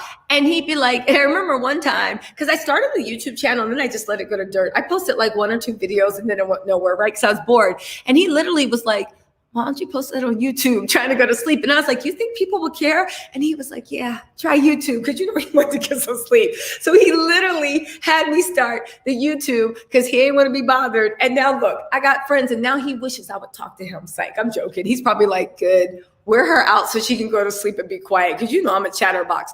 But also ACE, right? Do you know something else that I wasn't anticipating for the interview? I was not anticipating that low down dirty shit of Porsha taking that woman's clothes. I was not anticipating that. Listen, I literally in my head, I was like, yo. No, so third thing I wasn't anticipating. When Simon said that, we'll go back to the clothes, but when Simon said, Aki Rose, let me know if you have any questions, and you too, EBSQ. If anybody sends a super chat, I'll make sure I really deep dive into your questions. So if you guys have any pressing questions, let me know. But I will say, I honestly think that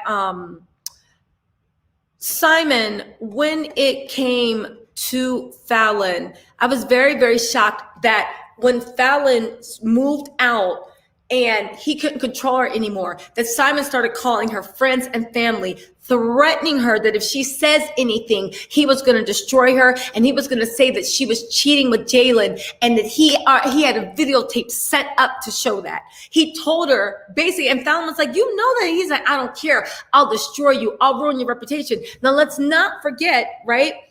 Simon has shown his personality that he is very, very vindictive. And from what I've seen in his legal battles, even if he is wrong, and you guys can go to the court battles he's been into and legal stuff, even if he is wrong, he will literally try to fight you to take every last penny just to hurt you. He's one of those people that will throw himself off a cliff just to bring you down too. He's super, super vindictive, and he latches on and he doesn't let go. Now, that said, right?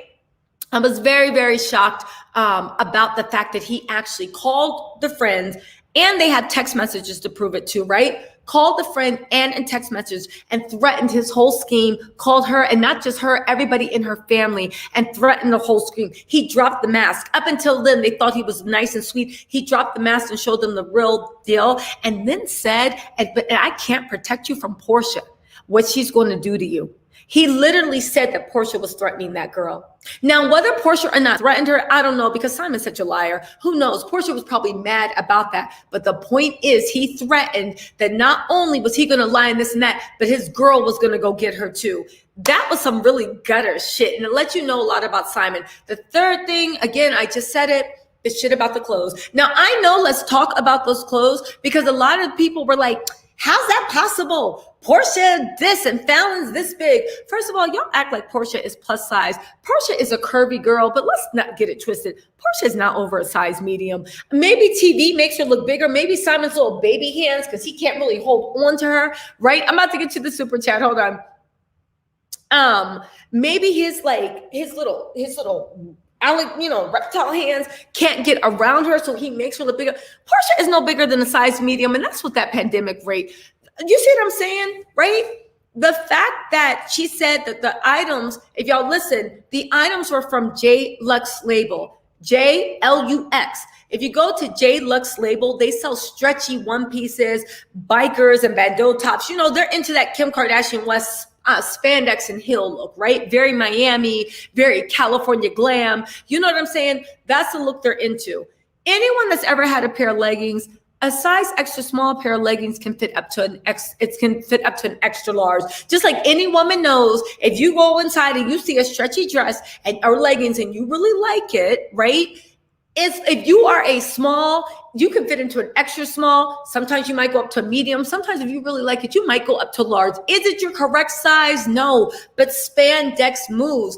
After filming, I was shocked to hear that they went upstairs, that they were kikiing, they were twerking, they were dancing. I was shocked to learn that. I was shocked to learn that she literally took clothes out of her closet that night that still had the tag on them. But Fallon, you know, she's very generous, right? And she's bonding with new castmates and she wants to get on their good side. She let her have it. Porsha never returned it. Good thing, right? That shit probably would have been hexed. But also, she was staying at the St. Regis that night. So, I don't know. Did she do a little Fallon cosplay? I mean, these are questions that we got to ask. Did she do a little Fallon cosplay? I really want to know, because I own J-Lux label stuff. That's why me and Fallon were kikiing. I knew exactly what she was talking about. Porsha could easily fit into Fallon's J-Lux labels. Easily, right? So that's what, and it also shocked me that Porsha was texting. Like they were at Simon and Porsha were at a hookah place, and Porsha texted her, "Oh my God, me and Shamia are around. Where are you? We just saw you guys." And Fallon invited them to come join us. And that's where that infamous picture of Fallon for hair in a bun, Porsha with that red hair looking like with that destructive look on her face, and Shamia. That's that night that picture was taken. Simon was the one that Simon was there when the picture was taken. I don't know if he was the one to take the picture, but that's when they tagged along as the third wheel. Porsha, Shamia, literally texted Fallon and asked her to link up, and Fallon trusted her enough because they had been drinking, they had been kikiing, they had been twerking. Fallon felt a level of trust enough to loan her clothes. And y'all, go to J-Lux label and buy some shit. Fallon probably wears a small or an extra small in J-Lux label. Porsha wears a medium or large in J-Lux label, but I guarantee she can fit into an extra small J-Lux label dress. I guarantee it. And not even that, please stop acting like Porsha doesn't squeeze her shit into things that are 3 sizes too small. Porsha probably saw that extra small tag and was like, I can fit this. I'm a small. So that's another thing. She didn't say Porsha tried it on. She said that Porsha asked to take stuff, and this was all stretchy spandex stuff. Porsha might have gotten it home, and maybe it didn't fit over that ass and hips, but that doesn't mean she didn't take it, y'all. That doesn't mean she didn't take it. So can we please just not act like spandex? She didn't take a pair of her jeans. She didn't take a pair of her shoes where the fit matters. She took a stretchy spandex dress from J-Lux label that is known for spandex dressings, okay? Let's get to my other comments. Hold on, guys. I just need to scroll right down. Hold on. Am I with the comments? I'm missing all these comments. Hold on. Thank you, Aki Rose.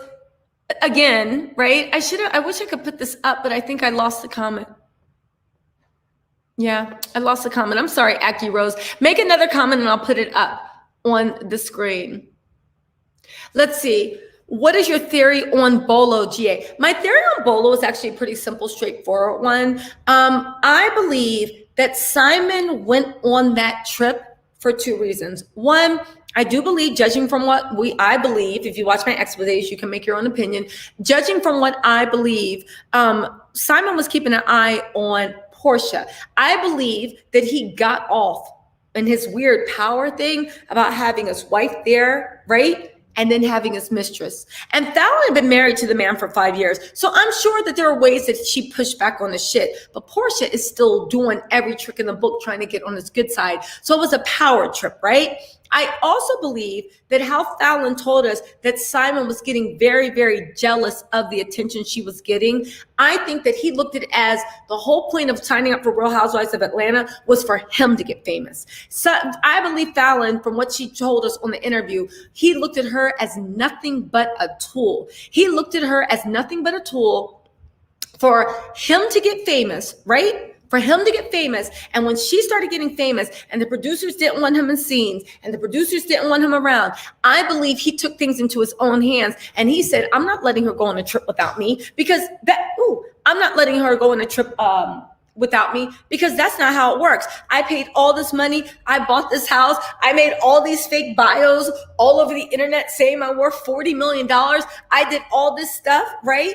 And now you're telling me that this woman is getting famous. And also if somebody's a controlling person, which Simon appears to be from the way what Fallon told us, a controlling person is not stupid. It's just like, wait, if she starts getting her own money in her own career, she might leave me because quiet as it's kept. We see that Simon's a lot of work and he doesn't know how to keep his stuff in his pants, right? So I believe that that's why he was there, right? Because of Fallon. He didn't want Fallon to eclipse him, and like he wanted to be on TV, and he was hoping he could somehow like worm his way back on TV, right?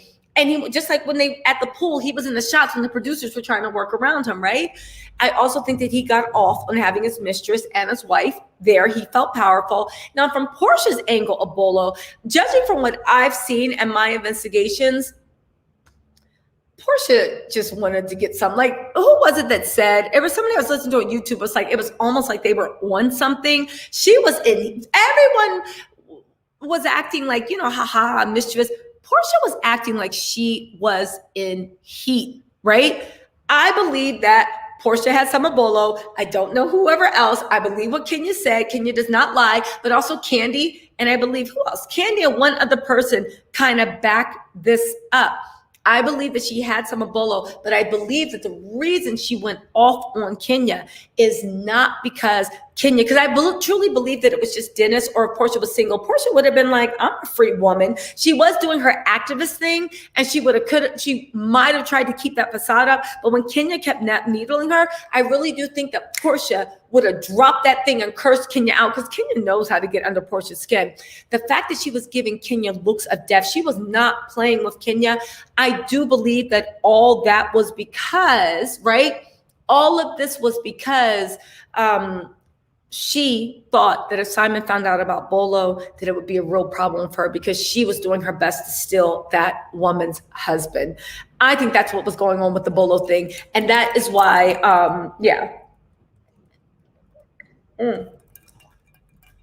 Let's see some new comments. How come I can't see Aki Rose's super chat?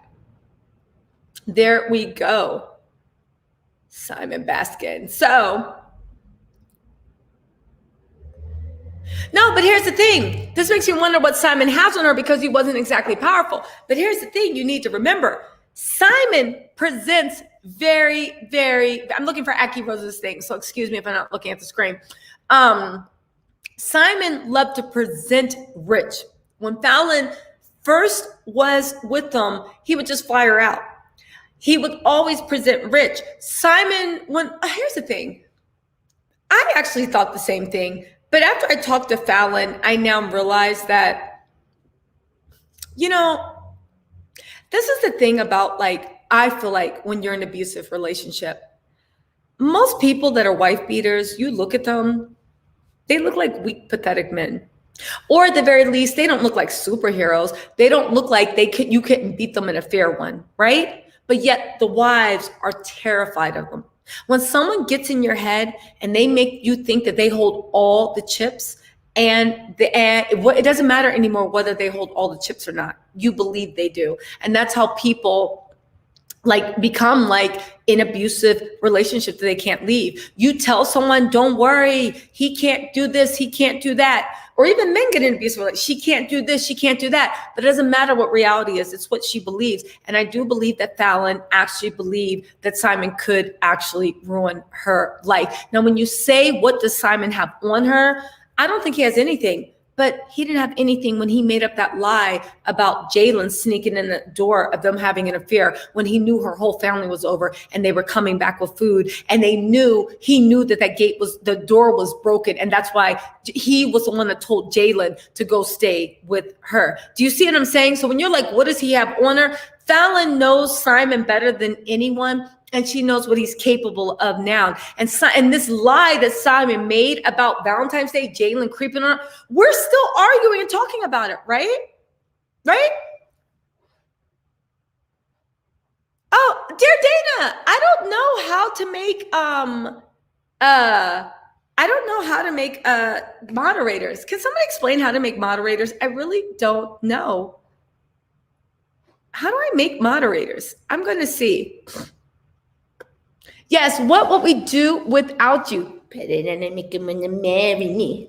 Put it in and make him marry me. Yo, leave it. Listen, I haven't saw. So let me stop. But anyway, that's what I mean about why would Simon do that? Hey, what's up, girl? Florida gal for life. But you need to remember that when you were in an mentally abusive relationship, right? Allegedly, from what I see, it looks like it to me. Make your own mind up from what you've heard Fallon say, and even the other ones, right?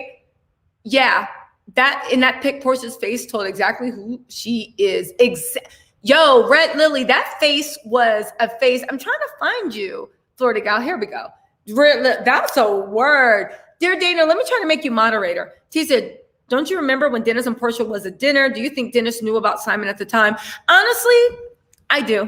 I do. That's why that dinner was so weird. Where remember how they were talking with their eyes? And I remember saying, Porsha and Dennis been broke up, but Dennis did her a solid by giving her a storyline, because Porsha is very good at getting the people around her to do a storyline. But I do believe that Dennis knew about when I say he knew about Simon, I don't know if he knew it was Simon Gabodia, but I think he knew that Porsha was dating somebody else seriously. And he was doing a favor by still showing up, acting like the boyfriend. I do. I honestly do. I 100% do. 100%. Again, I don't know if it was Simon, but he knew that Porsha had moved on. And I think they were just doing it for the show. Let me see if I can see. Let's see. He just thought Fallon was going to expose him, so he sang like a girl. No, I'm not saying like a girl. Fallon strikes me as a girl with soul self-esteem and codependent issues. She needs to get with shitty dudes. Piscean's beauty. I didn't know Fallon back then. I still don't know her. We've only ever talked on the interview, and I talked to her people to even confirm the interview. So it's not like we have this long history, but I do believe in the past, I think Simon exploited some esteem issues and also codependency issues. I think that he made himself larger than life in her head, right? Yes, thank you for the super chat. Let's see. Hey, Heaven 4, what's going on? It's not about what he has on her. He don't even have receipts to prove his fine. It's more about the lintel girl to cover up his life. Exactly, ACE. Oh, I love your Abby. Exactly, ACE. And then the thing is, when everybody's saying, oh, why would you look at the destruction Simon's already bought on her life? You know what I'm saying? Do you know what I'm saying? It's kind of so let's just say that Simon's theory was true. That she started cheating with Jalen in March, like Simon wanted us to believe, right? Does that take away from the fact that you were up and down the East Coast with your mistress? Do you see what I'm saying? Okay, Simon, that happened. But so you guys are both trash. So why are you bringing it up? Because you don't want anybody to know what you're doing. That's why you made up that lie that you and Porsha have been dating for only a month and you loved her so much that you engaged, because you wanted to come out looking like roses and you wanted everybody to think that Fallon was just hussy. Do you see what I'm saying? Y'all see what I'm saying, right? Let's see. What did you say? Bolo is just a cover because Simon was in South Carolina. They were next door for real. I don't don't know about that, because here's the thing. Tanya Sam was involved in the Bolo incident. And when I say she was involved, she was apparently in the room. I do not see Tanya Sam literally getting with Simon for any reason. Simon can't offer Tanya shit. Tanya was the only one on Real Housewives of Atlanta that actually had cash, and she had Silicon Valley investor cash. Simon pretends to be Paul. Paul was about that fucking Silicon Valley startup investment life. Paul's not talking about, oh, I invested in a $2 billion fund that's going to come to fruition in 2 to 4 years or 1 to 4 years. Paul was living that goddamn life, and Tanya was right behind her saying, wee, right? Paul is who Simon pretends to be, but Paul's investments are legit. Paul's net worth is legit. You know, everybody's just like, oh, people with money move in silence. No, they don't. No, here's the thing. Do they go off in a restaurant popping off? No, but if you Google, you can find out what businesses Jeff Bezos finds. You can find his whole investment portfolio. You can do everything. Seriously, rich people do not hide where their money is unless they're hiding assets. And when rich people hide assets, there's a goddamn reason for that. Quiet as this cat. That's why when the government sees people hiding assets, they immediately start to do audit them, because they're like, you are hiding assets for a reason. There is either something illegal happening, or you are literally defrauding on tax purposes. But at the end of the day, we're going to get to the down to the bottom of it. That is why. That is why. Hold on, guys. That is why. Porsha got her some strong young Bolo. Yeah, but this is why rich people, again, they're not going to open up and show you how much they have in their bank account. Nobody's asking for that, right? But they'll let you know, I'm invested in this company, and I'm invested in this, and I'm chairman of this, and I'm CEO of this, and I do this, and I do this. And when you look at the companies actually are real. The companies have employees. This company has staff. The company has product. The company has customers. The company has clients. So all that mess about, ooh, rich people move in silence, maybe about how they're spending their money and how much exact money is in their bank account. But we're not asking how much Simon has in his bank account. We're asking where Simon got his money. Where does Mark Zuckerberg has his money? Think about it. Where's the guy that started Airbnb? Where'd their money come from? Oh, you know the answer to that. And not even that. Everybody, investor, knows the answer to that. And it's outlined in everything. Look at anyone that has, even someone that runs a, what do you call it? Even somebody that runs an IG store selling clothes, and they make money. And then, you know, the people that are bragging like, oh my God, I started, you know, somebody's always has a post, and I love those posts. They warm my heart, where they're like, I started off with like $500 and I just made $1.3 million last month. They even show you where their money comes from. They show you the inventory. They show you the things. They show you this. It is easy to show where your money comes from. The fact that nobody has any idea, not even his wife of 5 years, his wife of 5 years doesn't even know. Remember, I was like, so tell us about his workday. And she was like, I don't know. I mean, I would see him make a call here, a call there.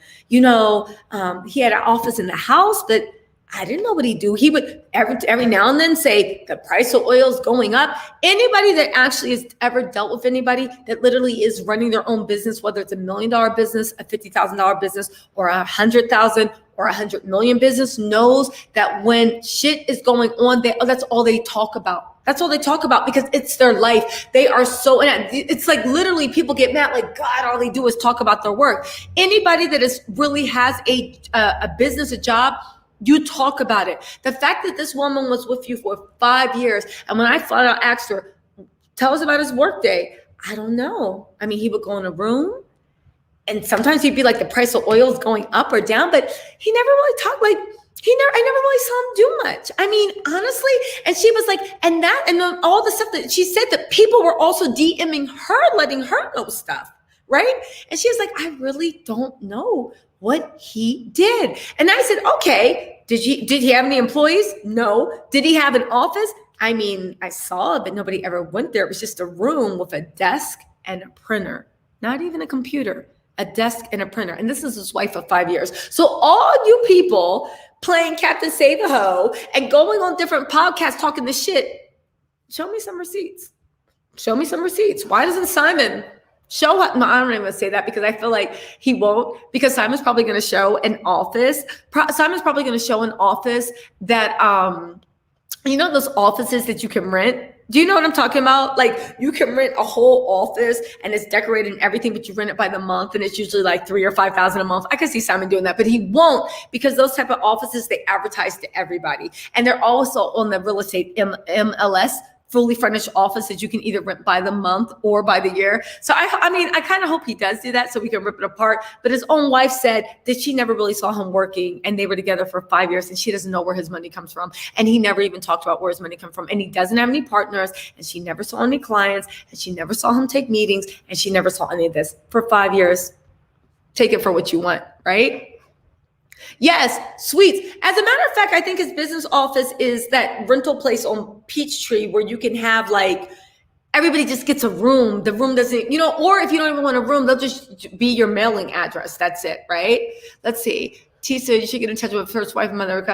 You know what? I think she does have a story to tell, and people have reached out, and I know a little bit about a lot, actually. But I feel uncomfortable going down that road because the kids are involved. And to be honest with you, in my opinion, I believe Simon's oldest daughter's birthday was July the 19th, and he didn't wish her a happy birthday. I understand that she doesn't, from what I understand, she doesn't mess with her dad at all. She finds him exactly the way I find him.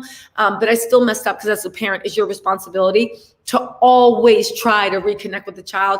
She didn't even wish his birthday a happy birthday. And if you see, Quentin's not around either. Quentin is not around either. So take that if you want, right? You said Simon does business on his leapfrog tablet. Buy, sell, Simon Cambodia, right? Let's see. Yeah. It was because of her naivety. Fallyn's an interesting mix of someone that's very naive, but also somebody that's very, I don't know. There's an interesting mix there. I believe she's very naive, but I don't think naive is the word, because naive requires that there might be some type of.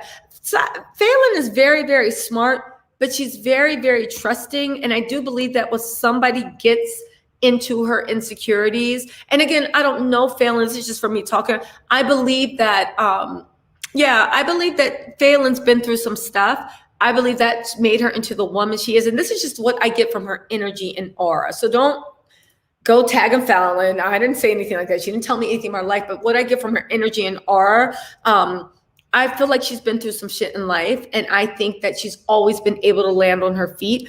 But I think there's been a few times that she's really guessed if she was going to make it. And I think that while she is smart, and why she is very, very trusting, because she does have a very, very soft heart, like most Tauruses, I believe that the world kind of made her toughen up. And unfortunately, I think Simon was another lesson to make her toughen up.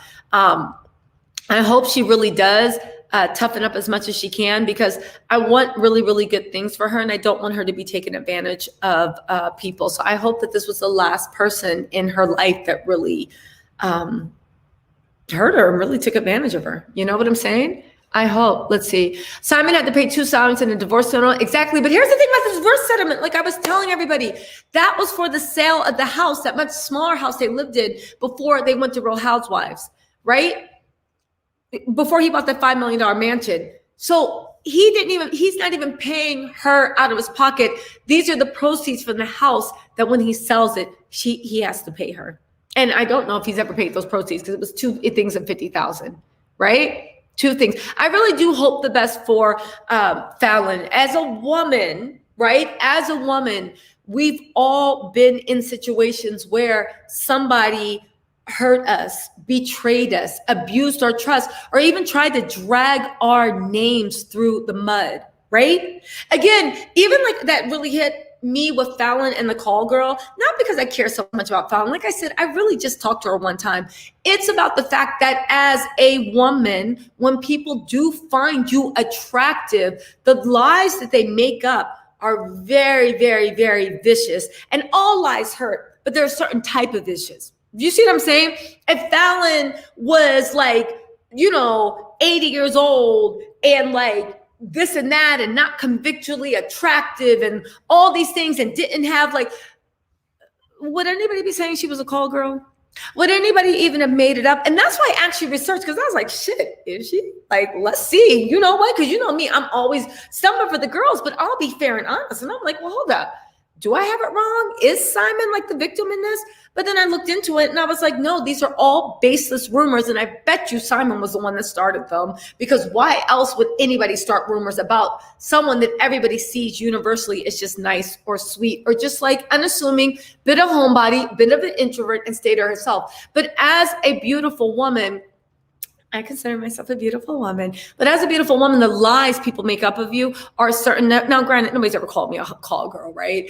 But I never went on a national TV show, and I never had a narcissist partner publicly drag me. Do you see what I'm saying? So I'm not saying, ooh, nobody ever called me a call girl. I'm just saying that, thank goodness, in life, I have not had those accusations levied against me, but I've seen them levied against call girl, prostitute, whore. Think about when you were pretty, when you started developing, when you were younger, and as soon as you got your chest, all the older people, like people started calling you fast or loose or this or that. Think about when people find you attractive, because being attractive is a certain amount of power, just like being smart's power, just like being rich is power, that people want to believe the worst things. So that's why those rumors, I was more inclined to investigate than the things about the kids, because I thought that we all knew that Simon's been a horrible husband. And I do not believe that when somebody is a horrible husband, they can also be a good father. I don't believe people splinter like that. I think if somebody is a shitty husband, they can be a better father than they are husband. But those broken lies, those broken promises, to this, to that, I think that the kids still see that. You see what I'm saying? Let's see. Hey, Natasha, thank you. Let me tell you, what kind of business is Dennis and Simon dealing? I also heard that Simon sells allegedly sex dolls. Listen, the sex dolls thing, that was something from a long time ago. I couldn't actually get verification on that because people put so much false information on the internet. However, there are a few former family members of Simon that said the business actually was selling sex dolls. Do I put it past Simon? No, it sounds ridiculous. But to be honest, everything in Simon's life sounds ridiculous. So no, I wouldn't put it past him, right? I actually, again, didn't want to bring up the arrest with Simon, Natasha, for a couple of things. Because if you guys listen to my very first expose of Simon of the businesses, and even in my lives, I told you guys briefly about his first wife, his second, his third. This is back in May or whatever, whenever I first even started talking about, when it first came out, when they were together, I already had the tea on his wives, on this, on that. If you go and listen to my lives in my video, you'll hear me say that, right?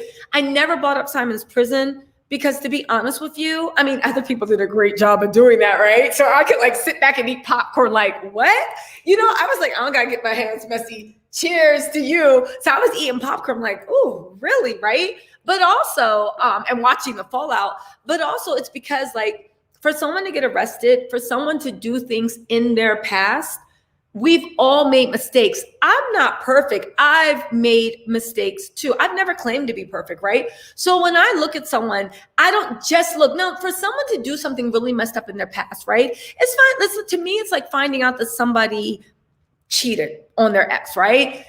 There's different levels, right? Okay, you went to jail. What for?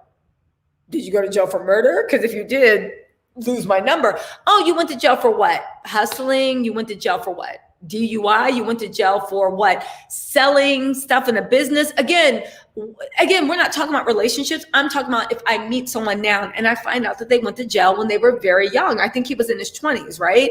I'm not going to hold that against you because Simon's 60 now. And if I had seen anything to show at all that he had evolved spiritually, it would have been all right, so you made some mistakes, but you used that and you grew. Because as much as all of us want to act like we're perfect, we've all made mistakes. I'll be the first to say, I've been played. I've been humiliated. I've done some stuff that I'm not proud of. I've treated people close to me I treat everybody well, but we all look back and you're just this was not my finest hour. Does it define me as a person? Absolutely not, right? Because you can see from whatever mistakes I've made, I've genuinely grown. Simon's a little different because I started judging Simon on, okay, I'm not going to talk about the jail time, Let's talk about where you are now. And where you are now, and I'm like, still the same vindictive, petty, still playing with the truth, still doing whatever. You see what I'm saying? I feel like Simon gives me so much in the present. I don't need to go into his past relationships. I mentioned he wasn't a not shit husband. I thought that was abundant by what he did to Fallon. If y'all think he was a faithful man to wife number 2 and 3, 1 and 2, and treated like number 3 like shit, I have a bridge to sell you. It's all the same, but you get what I'm saying. You get what I'm saying, right? And what type of business was Simon and Dale? Prior to the pandemic, they were talking about restaurant businesses, even though I don't believe that they actually have any businesses going on now. I think they were thinking about investing in businesses and doing that stuff, right? You know, Sunday said, yes, thanks for the update. I'll update my tribe. Dirty Simon's ex founders are sharing these. Oh, no, Sunday, I wasn't talking about you, girl. I'm sorry if you thought I was not talking about you, girl. I was no. I wasn't talking about you. There are people that are going off of the deep end. Sorry for anybody that thought I was not throwing shade or talking anything about Sunday Almany. Go on and check out her channel. She was the one I was talking about when I was like, so many people do it better. When I was like, cheers to you, because she goes into a deep dive on a lot of stuff that really shows Simon's character. Do you see what I'm saying? And I'm telling you why I chose not to go into it, because I was ready to let him move. I was ready to let him move forward. However, his character shows that I think there's a lot of parallels between who he was and who he's with. You feel what I'm saying? I think there's a lot of parallels between who he was and who he was. But normally, that's why I never didn't start off on that path, because normally I don't, you know what I'm saying? It is what it is, right? Exactly. His life. And that's why Sunday and her reporting, when she did the expose about the way he treated his ex-wife, that's why I referenced it before Sunday. That's why I think it's relevant, because it's like, okay, now I see it. I'm just like, you same person. But at this point, there'd be no point in me doing a deep dive, because Sunday's done a deep dive into the personals. You see what I'm saying? You see what I'm saying, right? Yeah. So yeah. And anyway, yeah. And there were a few people in lives that I saw that like think this is a setup. They think this is a revolving door. They think this and that, and a storyline. I mean, honestly, after talking to Fallon and the interview, and from what I actually know, this is not a storyline. This is these people's lives, right? They are these people's lives. But go on, the updates and clarifications, go over, no problem, Sunday. But go over to Sunday Almany's channel. Go ahead and check her out. Like I said, when it comes to stuff with his first 2 wives, the baby's mom, that dynamic, and also when it comes to Simon, what he was doing in his past, Sunday actually got the deep dive. And I agree, they are coming from the family members. They are coming from the family members. So there is that. I literally, the stuff I'm talking about are even things that I got in my inbox from friends of Simon and friends of this and friends of that, you know? But Sunday is probably getting, right? Sunday is probably getting like the same exact, hold on guys, sorry. I dropped one of my phones. Sunday is probably getting the same exact thing. So she's leafing through the information as much as she can too, right? As much as she can. So I hope that, wait, hold on a second, really quick, you guys. I'm just gonna keep talking. You guys keep asking me questions. Sunday, did you have any? Sunday, I have a question for you, Sunday, since you're on here. Sunday, what is going on with, have you heard about this person that's contacting everybody and calling everybody, claiming to be a friend of Simon and vouching for the fact that he actually has wealth, but everybody pretends that, but they keep it quiet in Nigeria? I'm actually curious, because I've had a few people contact me saying they're friends of Simon, but not in the way of that. Friends of Simon in the way of his finances are 100% legit. Have you talked to anybody like that, Sunday? I'm actually interested. I wish I could invite you to actually call in, but you know how it is. What is going on? I'm just going to do, hold on. I was just at, yeah, so I'm just looking to see if,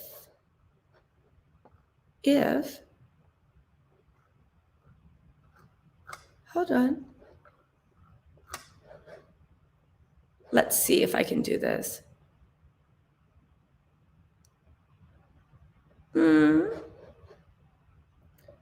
No. Oh, here we go. Hold on. No. Hold on.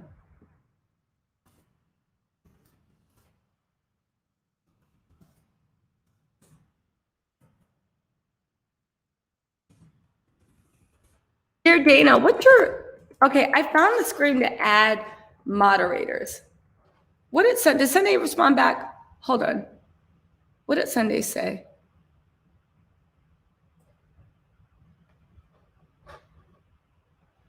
Dear Dana. Dear Dana, what's your YouTube handle? Is it this? I'm trying to add you as an official mod. I found the place to mod. Is that your thing? But did Sunday Omni actually reply back?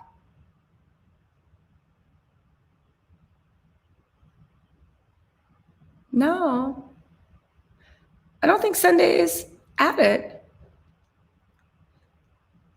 And Misty Winners, I'm trying to add mods, but it won't let me. Hold on.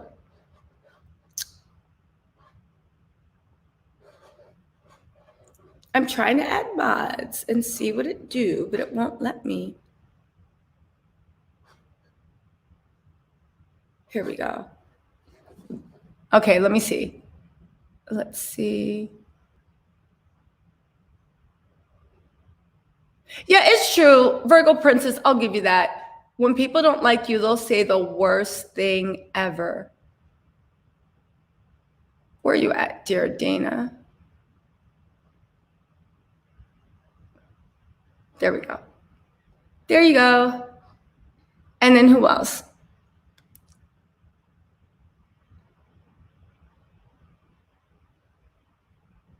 I missed somebody else for a mod. Oh, okay.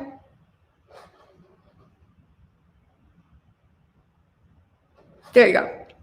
Okay.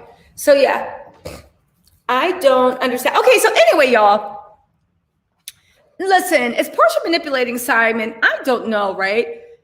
Has anyone noticed Simon has a cash heavy businesses? The businesses, they could be, Wow. Well. Yeah, exactly. So, okay. Oh, wait, did I save it? Oh, there we go.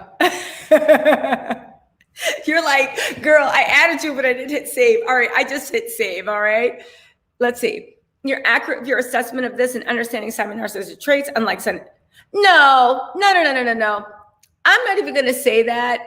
Listen, Sunday, I haven't been to Sunday's channel in because, I've been on vacation, but I saw the work that she did on Simon's first wife, his second wife, and also on something else.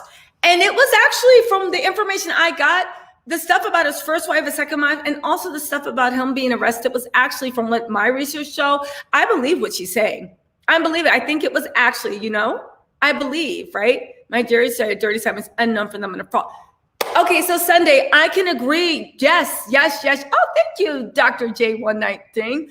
Sunday, yeah, listen, my Nigerian sources say in Atlanta, nobody knows who he is, but it's also a second thing, right? Nobody knows who he is. Hold on, Dr. J119. Thank you for the super chat too, right?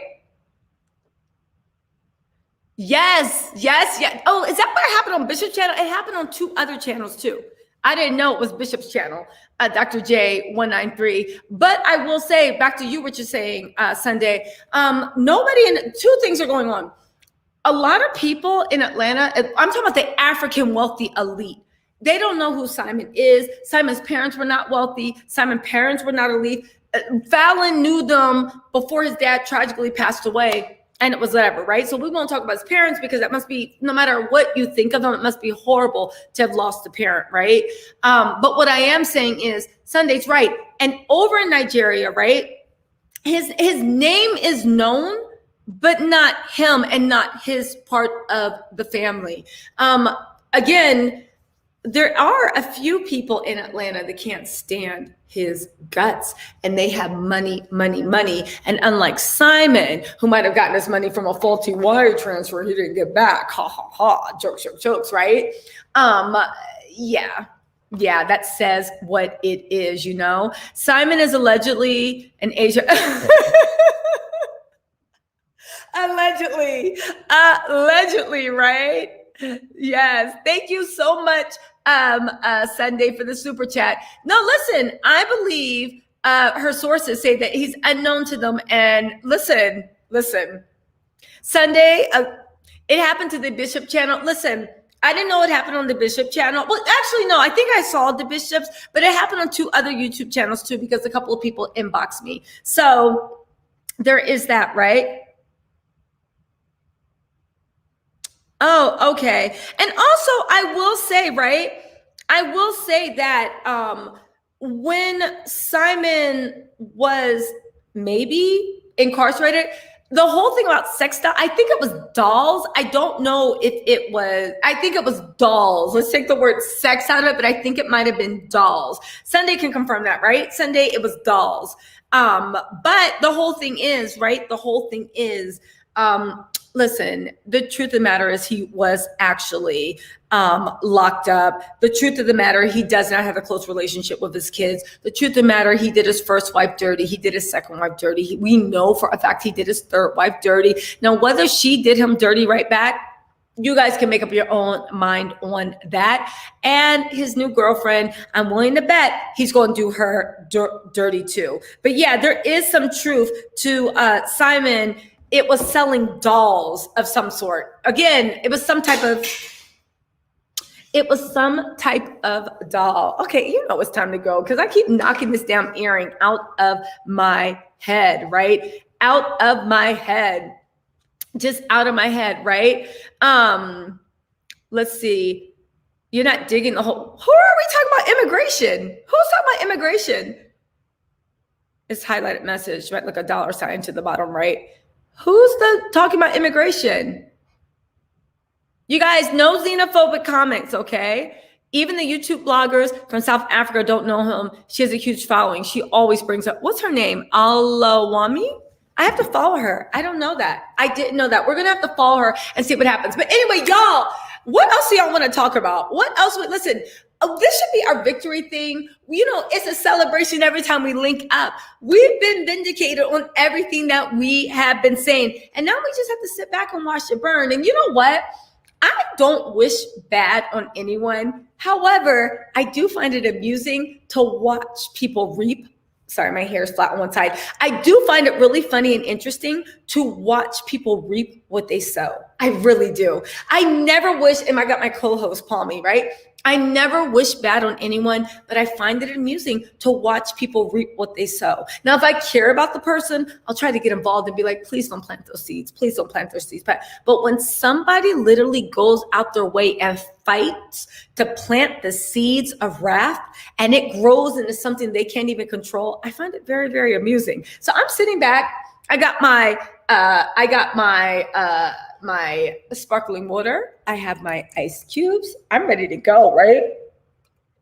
No, Bishop was cool though. Bishop's really funny. I'll give him that. Bishop is really funny. That's one thing I'll say about YouTubers. Everybody has like a very, very different vibe, you know? And I really appreciate that. Bishop has a cool vibe. Sunday Omni, you know, she has a cool vibe. Erica De Niro, Rodney the Voice, Country Canary, The Real Brooke Ashley, Nikki Star TV. Everybody I watch has like a cool, different vibe, right? But let's see what. Do you guys have any more questions about the Fallon interview? Thank you for the super chat, Sean. Sean says Porsha's not coming back because she found out who he really was and now she's running scared. And her girls are on her ass. That's why Fallon is not mad. Yo, I said that in my thing. How much, right? How much of a headache do you have to be that somebody's worth $40 million and is a good man Right? No, let's think about this, right? Because everybody wants to act like, oh, Porsha thought Fallon dropped the bag, right?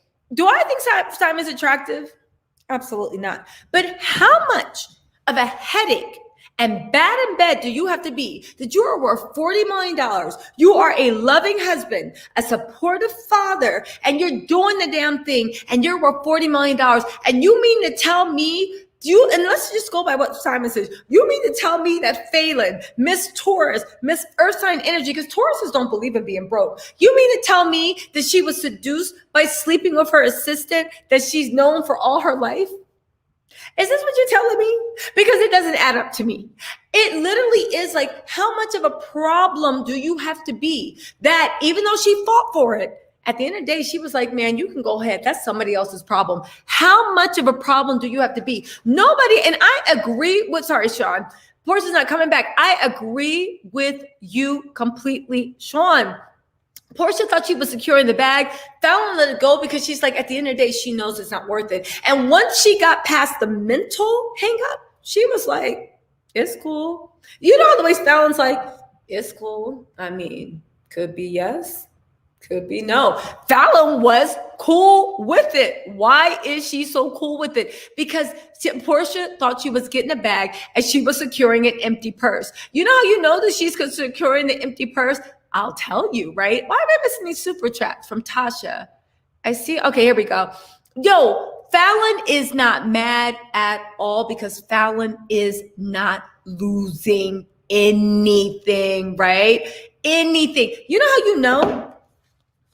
Tell you how you know, right? Everything, even as far as like presenting, right? Even as far as presenting, Rich, let me just show you guys, right?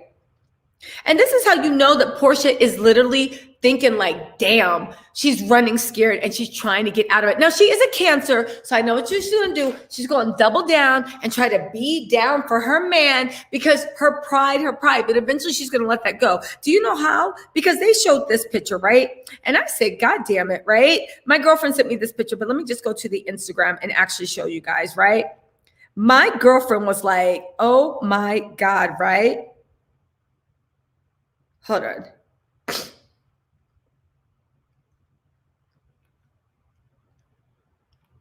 Hold on. Shit. Matter of fact, she has shit written on the pictures. Let me just go to the Instagram, right? Look at this, y'all. Look at this. This is Simon and Porsha and PJ on the plane, right? Okay, that's the life she thought she was living, right? Look at this plane. What in the middle class hell is this? Now, here's the thing, right? This is how you can tell that Simon is cheap with his money and does not have enough money. PJ is on Porsha's lap, right? PJ is on Porsha's lap. The second nanny doesn't even have a place to sit. The second nanny does not even have a place to sit. She is sitting where the steward is. She is sitting where the stewardess is supposed to be sitting. She doesn't even have a place to sit. And here's Simon. Look at this. They're sharing blankets. They didn't even have the thing. Listen, you guys don't understand this, but I understand Porsha's mindset. You did this because you wanted the private jet life. You were supposed to get on the private jet with your Versace shades and have 3 nannies running after you. The only thing is, and you have what is this, an 8-seater, right? You know that you have grown people. Anybody with any type of means, even if you're charting a jet, would just spend that extra couple of $1,000s because I think you can upgrade between $3,000 and $5,000 to move up to the 13-seater so that everybody has a place to sit and everybody doesn't have to be up to them. And PJ has her own seat, right? Because she is old enough to sit in her booster seat, even if she wanted to crawl in the mommy, so the kids could stretch out and so all the nannies could have space. But the fact that you got everybody crammed on there, no. You were like, no. I paid for this jet and it's enough. You hold PJ on your lap. And at the end of the day, it reminds me of like everybody cramming into a minivan. This does not look glamorous. And also, y'all, I'll be real, right? Porsha's thing was the luxury hot girl doing this, doing that, right? Let's move on. Do you think Fallon will come on next season as a friend? Nah. No, Fallon is done with the Real Housewives of Atlanta. If you think about it, that show ripped her life apart. Granted, Simon wasn't shit, and he would have cheated regardless, and this all would have happened, but it wouldn't have played out on such a public stage. I think Simon is who he is. I think Simon 100%, right? I think Simon 100% would have, I'm getting to the comments, y'all. I think Simon 100%, oh, Sunday, really? I think Simon 100% would have cheated on Fallon and eventually would have ended up leaving her. However, would it have come out publicly? Would the whole world have saw you be humiliated? Would the whole world saw somebody else, the other woman, rubbing her happiness in your face? No. But I do believe that Simon, and I do believe all that shit would have happened eventually. You know what I'm saying? You know what I'm saying. What else? Hold on. Whose other comments am I missing? Oh, thank you, Gen X. And wait, I'm missing India. So hold on. India said, where's your comment, India? Here you go. Let me get this in order. India said, I'm a Taurus and it amazes me, almost scares me how on target you are. I'm reading us. That's why I believe everything you say about Fallon is true. Yo, I'm telling you with Fallon. Now, I'm telling you with Fallon, and I'm telling you in terms of you guys talking about the pregnancy tea, y'all, this story has a plot twist that you guys do not see coming. You don't see it coming. And that's cool because I like it. I don't want to reveal it yet. One, because I don't want to get scooped on the story. But two, honestly, because I'm really trying to nail down some facts. You know what I'm saying? Like at this point, I would really be talking out of my ass a little bit. And you know I love to do that. But I was like, let me wait until I can deliver something just a little like more concrete, a little bit more verifiable. But Simon, yeah. The whole Simon thing, allegedly, I will say was Sunday Omni. What happened to Sunday Omni's thing? Where are you? Sorry, Sunday. Hold on, let me get to Cosco's. Thank you, Cosco's. Where's your comment? Cosco's, where is your comment? Okay, hold on. Fallon knew she wasn't going to be the final wife anyway. Porsha may only have enough bandwidth to think she'll be. I don't even think that Porsha. Yeah, I think you're right. But get this, y'all. Do you remember when he was talking to Jessica Harris? And Jessica Harris said in between Simon buying her Coke, he was saying how Fallon doesn't love him and he's so sad. And Jessica Harris was like, and she believed him, right? I believe that Simon is very, very good at playing like the humble victim. I think he's super good at that. And I think that he did run game on Porsha. Now, the only thing is, Porsha was also running game on him at the same time. But yeah, I do think that Porsha thinks she has enough bandwidth that she thinks she will be. And I think that she thought when she was going with Simon that she was somehow, right? Coscos, did you have a comment? Thank you, Coscos. I appreciate it. But I think that she somehow thought that she was going to make a come up. And even if she didn't stay with Simon forever, she was going to have a new life. But judging from Porsha, because she seems to be so motivated from what I see on TV by ego and also by money, I do think that Porsha could find a way. Like, I don't think that maybe she does care, but I feel like if Porsha was to get a man that just took very, very good care of her, she would look the other way with cheating. And, I do think that she would allow it as long as it didn't bother. Or hell, I mean, she likes girls. Maybe it'd be more fun, I really honestly don't know. Oh, thank you. Let's see. Yes, thank you, Coscos. No, I'm not a Gemini. I'm not. What did Lily say? Even when they were in Atlanta Hawks game, they act like they've never been a Hardwork Club member before. Every game I used to be exit. The funny thing is, that's the funny thing, Lily. People that are on the hardwood floor, it's like the very first time when you're dating and you're young, right? And you guys are going on cute little dates and you're meeting up and this and that and blah, blah. And then the first time you date somebody with their own car, right? Or even somebody that drives. And you decide, like, all of a sudden you get upgraded but first you're geeked. You're like, oh my God, he has a car. He picks me up. You're calling all your friends. Do you want to ride? Yeah, we'll be there to pick you up, right? But then you get used to it. And then after that, for someone to be showing off their car, you're like, okay, great. Everybody has a car because we're in our 20s. We're not 16 or 17 anymore.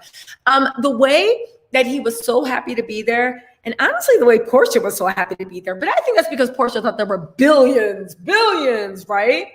Billions behind you. You lost a $100 bet on what? Let's see. Oh, did you? Listen, Coscos, are you a Gemini? Because as a fellow Gemini, you should have given me the thing so I could have been like, okay, right?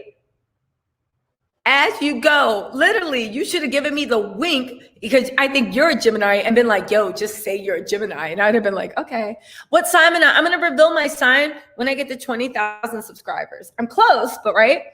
You said, I'm African. It does not take much to take care of family in Africa. Believe Fallon. I'm here for 130. Yeah, that's what I was trying to say. I'm not trying to disrespect Africa because it's not. Africa's a gorgeous country. I'm not disrespecting. I am saying when it comes to price of living, the same way putting somebody up in an apartment in Costa Rica, Colombia, a small town in California, a small town in Nebraska, and putting somebody up in downtown LA or New York, it's two different amounts of money. The same way somebody buying you a house in Georgia and somebody buying a condo in Manhattan. It's all good. Somebody please buy me a condo. But do you see what I'm saying? It's like different stuff, right? It does not take much to give your family a middle-class lifestyle back home. Again, am I saying he's sending $3.50? No, you cannot have a nice, respectable, like middle-class lifestyle in Africa for $3.50. I'm not being ridiculous, but I am saying that whatever he was sending, you guys, it's not what you think. Like, what is it? $2,000 a month? $2,500 a month, $3,000 a month for them to have a nice middle class. And when I mean that, I mean having a driver, having a cook, having a girl, or even having a maid that cooks and clean. You know what I'm saying? She would allow it. She looked at, listen, she thought she hit the mother world with Dennis, right? Listen, Africa is a gorgeous country. We actually wanted to go to Ghana, but because of COVID and stuff, it's just not the right time. It's just too much going on, right? Well, you guys, can y'all stop? Africa's a beautiful fucking continent. Y'all know what the fuck I meant. Shut up, y'all. Jesus Christ, shut up. Listen, you guys, I went to too much school and I have too many degrees to be shamed by my thing. Africa is a beautiful continent. Okay, fine. Shut up, y'all. But when I was saying Africa, I was literally referring to Nigeria. So I got my words mixed up. Nigeria is a beautiful country because that's where Simon is from. Africa is a beautiful continent for the word, please. He didn't know what the fuck I was saying. Nigeria is a beautiful, beautiful country. And I'm not taking anything away from Nigeria, but it does not cost what it costs in Manhattan to maintain your family. And it's a good thing because, I mean, should anything cost what it costs in Manhattan? And like what's her name said, it's only rivaled with California, downtown LA, but most likely San Francisco, right? Cosco's like, I knew you were an intellectual, no doubt, right? You should go. Yo, I actually went to Zanzibar. So yeah, Zanzibar is like really, really deep with the history about the slave trade. It's like really, really powerful. But that said, it is absolute paradise. And when you look at like where the slave stockholds are and when they were put on the ship to actually come to America, it actually breaks your heart. Let me not take this to a dark place. It breaks your heart because Zanzibar looks like absolute paradise. And imagine leaving that paradise and then coming to the cold, harsh, unforgiving Northeast America or down south. Yeah. But here's the thing, Zainab, I agree with you. The cost of living is diverse in Nigeria as it is in the US. I completely agree with you. But just like in the US, I'm not talking about living. I'm not saying there's not billionaires in Nigeria. We all know that Nigeria is like China. There is money flowing through those streets. That's not my point. My whole point of saying is if you are trying to have a nice working class life, it does not cost as much in Nigeria at all to have a working class life as it does in Manhattan. It doesn't cost as much in California to have a working class life as it does in Manhattan. That's all I'm saying. Right? But no. I agree with you. There's billionaires in Nigeria. There's unbelievable. That's why I want to go visit Nigeria one day. There's unbelievable wealth, the restaurants, the nightlife. There's some serious money in these Nigerian streets, just like there's serious money in China. Serious. But if you're trying to have a nice working class life in China, it doesn't take that much money. You see what I'm saying? Right? He said, have you reached the link between who actually backed Porsha to start her companies and the link to Simon? Porsha didn't get enough for Cordell to buy a house car. Well, let's not forget, Porsha does have her Real Housewives of Atlanta paychecks. However, when you talk about Porsha starting her company, Go Naked Hair is really still trying to size up. So it's not a huge player. And also the sheets by Pampered by Porsha, that really just started getting inventory. Because if you look, they used to only have 4 colors and always be sold out. Seriously, right? So, oh, thank you so much, Kenya's Designs, Hairstyles, and Makeup Tutorials. Y'all, listen, I think Kenya is on YouTube. Y'all follow Kenya's Designs, Hairstyles, and Makeup Tutorials. Thank you so much. But I do think it looks like, based off of the way Porsha's been able to size up and based off the way she's been rolling out with Simon, I think Simon did invest in Pampered by Porsha. And that's why she's sticking with them. And that's why I think Simon did invest in Pampered by Porsha, as he should have. I hope she got something out of this, right? Yeah, Liberia Rose agreed. There's a very large wealth disparity in Nigeria. Quiet as kept, there's a large wealth disparity in the US. The only thing is everybody has credit cards and income, but there's a huge wealth disparity in the US. But I agree, in Nigeria, in China, in Costa Rica, I think the only time we don't see a huge wealth disparity is in the EU. But I think that's because they have a standard of living, the socialized. But even when you go to Portugal's a super, super poor country. It's a gorgeous country. There's a lot to do. But when you look at how much the average person makes, it's actually really, really low, Thank you, dear Dana. Thank you so much. And also, wait, who am I missing? Yeah, but Liberia Rose, I feel you. Let's see. They say that Cordell didn't give money and Porsha and her mother stole money from the Hosea fund and they had to pay it back. So listen, do you guys want me to do an expose on Porsha? There's actually a few things I know about Porsha, but I don't want to bring it up because I thought that Simon was the enemy. So I just wanted to focus on Simon. But would y'all be interested in seeing an expose thing? Because when it comes to this about the Hosea fund, I know about that. And Cordell didn't give money. I know about Porsha's divorce settlement and why it was actually settled. She didn't get a penny from Cordell at all. And it was settled that way for a reason. So I can do an expose, right? I can do an expose on Porsha, but I don't want to tire everybody out because I'm already roasting Simon. This is more of a serious live, but most of the time I'm roasting Simon. And I was like, it's going to be too much if I throw Porsha on. Y'all going to think I have a vendetta against someone. Really, some of the shit Porsha did and the shit with the daycare with Porsha. There's a bunch of things that I researched and I was like, wow, maybe I'll do an expose and I'll drop it closer to when her show goes so people can see Porsha for real. You know what I'm saying? Bring it up. Liberia's bring it up. Liberia's turn it up. I love this song. Put it on and make it want to marry me. Put it on and make it want to marry me. Put it up. Yo, who sent me this?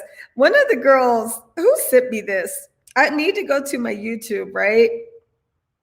One of the girls actually sent me the Rashida, and Kurt was like, really? All right, I'm gonna do it, right? Oh, thank you, Darina. And also, who else? Zaire, thank you so much also. Thank you. I finally learned how to make people mods, right? From now on, before I go live, I'm gonna start contacting people. I wish YouTube had an inbox, but start contacting people about who wants to be my moderators. I didn't know how to even make it right. Okay, hold on, Renee. Put it on and make it when you marry me. Put it on and make it when you marry me. I'm sorry, T-Rex arms. Put it on and make it when you marry me. Put it on and make it when you marry me. Yo, Sorry. I know I'm being too silly. Let me knock it off, right? But put it on and make it way. Listen, really quick, y'all. Does anybody really? Yeah, Porsha was, I believe, I thought a pastor and a minister are the two same things. She was a pastor. Wasn't she a pastor and a minister? Because I'm not very religious. I know there's one, but when I see pastor, I thought pastor and minister are all interrelated. You know what I'm saying? What's your screen name? Oh, okay. Genius. I got you. I just got your message. I'll put you on as a thing. Genius, what's your screen name? So I can add you as a mod, right? Yes, Rashid. You know what? Hold on. Let me do this. Hold on. Let me find the marry me shit. Because y'all got to see this. It's just so funny. Because half of y'all don't know what I'm talking about. You just think I'm being silly, which I am. But hold on, y'all. Hold on. Ooh. Okay. Hold on.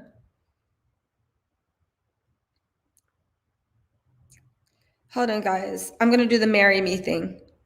Who sent that to me? No. God, who sent this? No.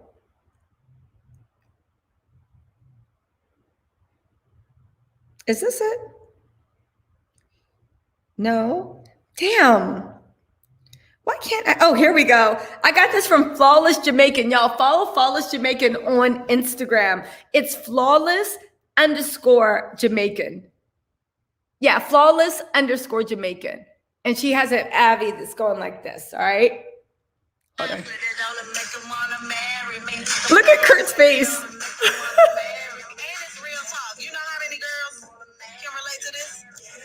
Get married and know they put it on them, they're down to make them want to marry. Yeah, you know it. Come on, boy, you know you gonna put a ring on. This love is so good, I should never be single. I put it on to make them want to marry me. I put it on to make them want to marry me. And it's real talk. You know how many girls can relate to this? Want to get married, get married and know they put it on them. Kurt's face.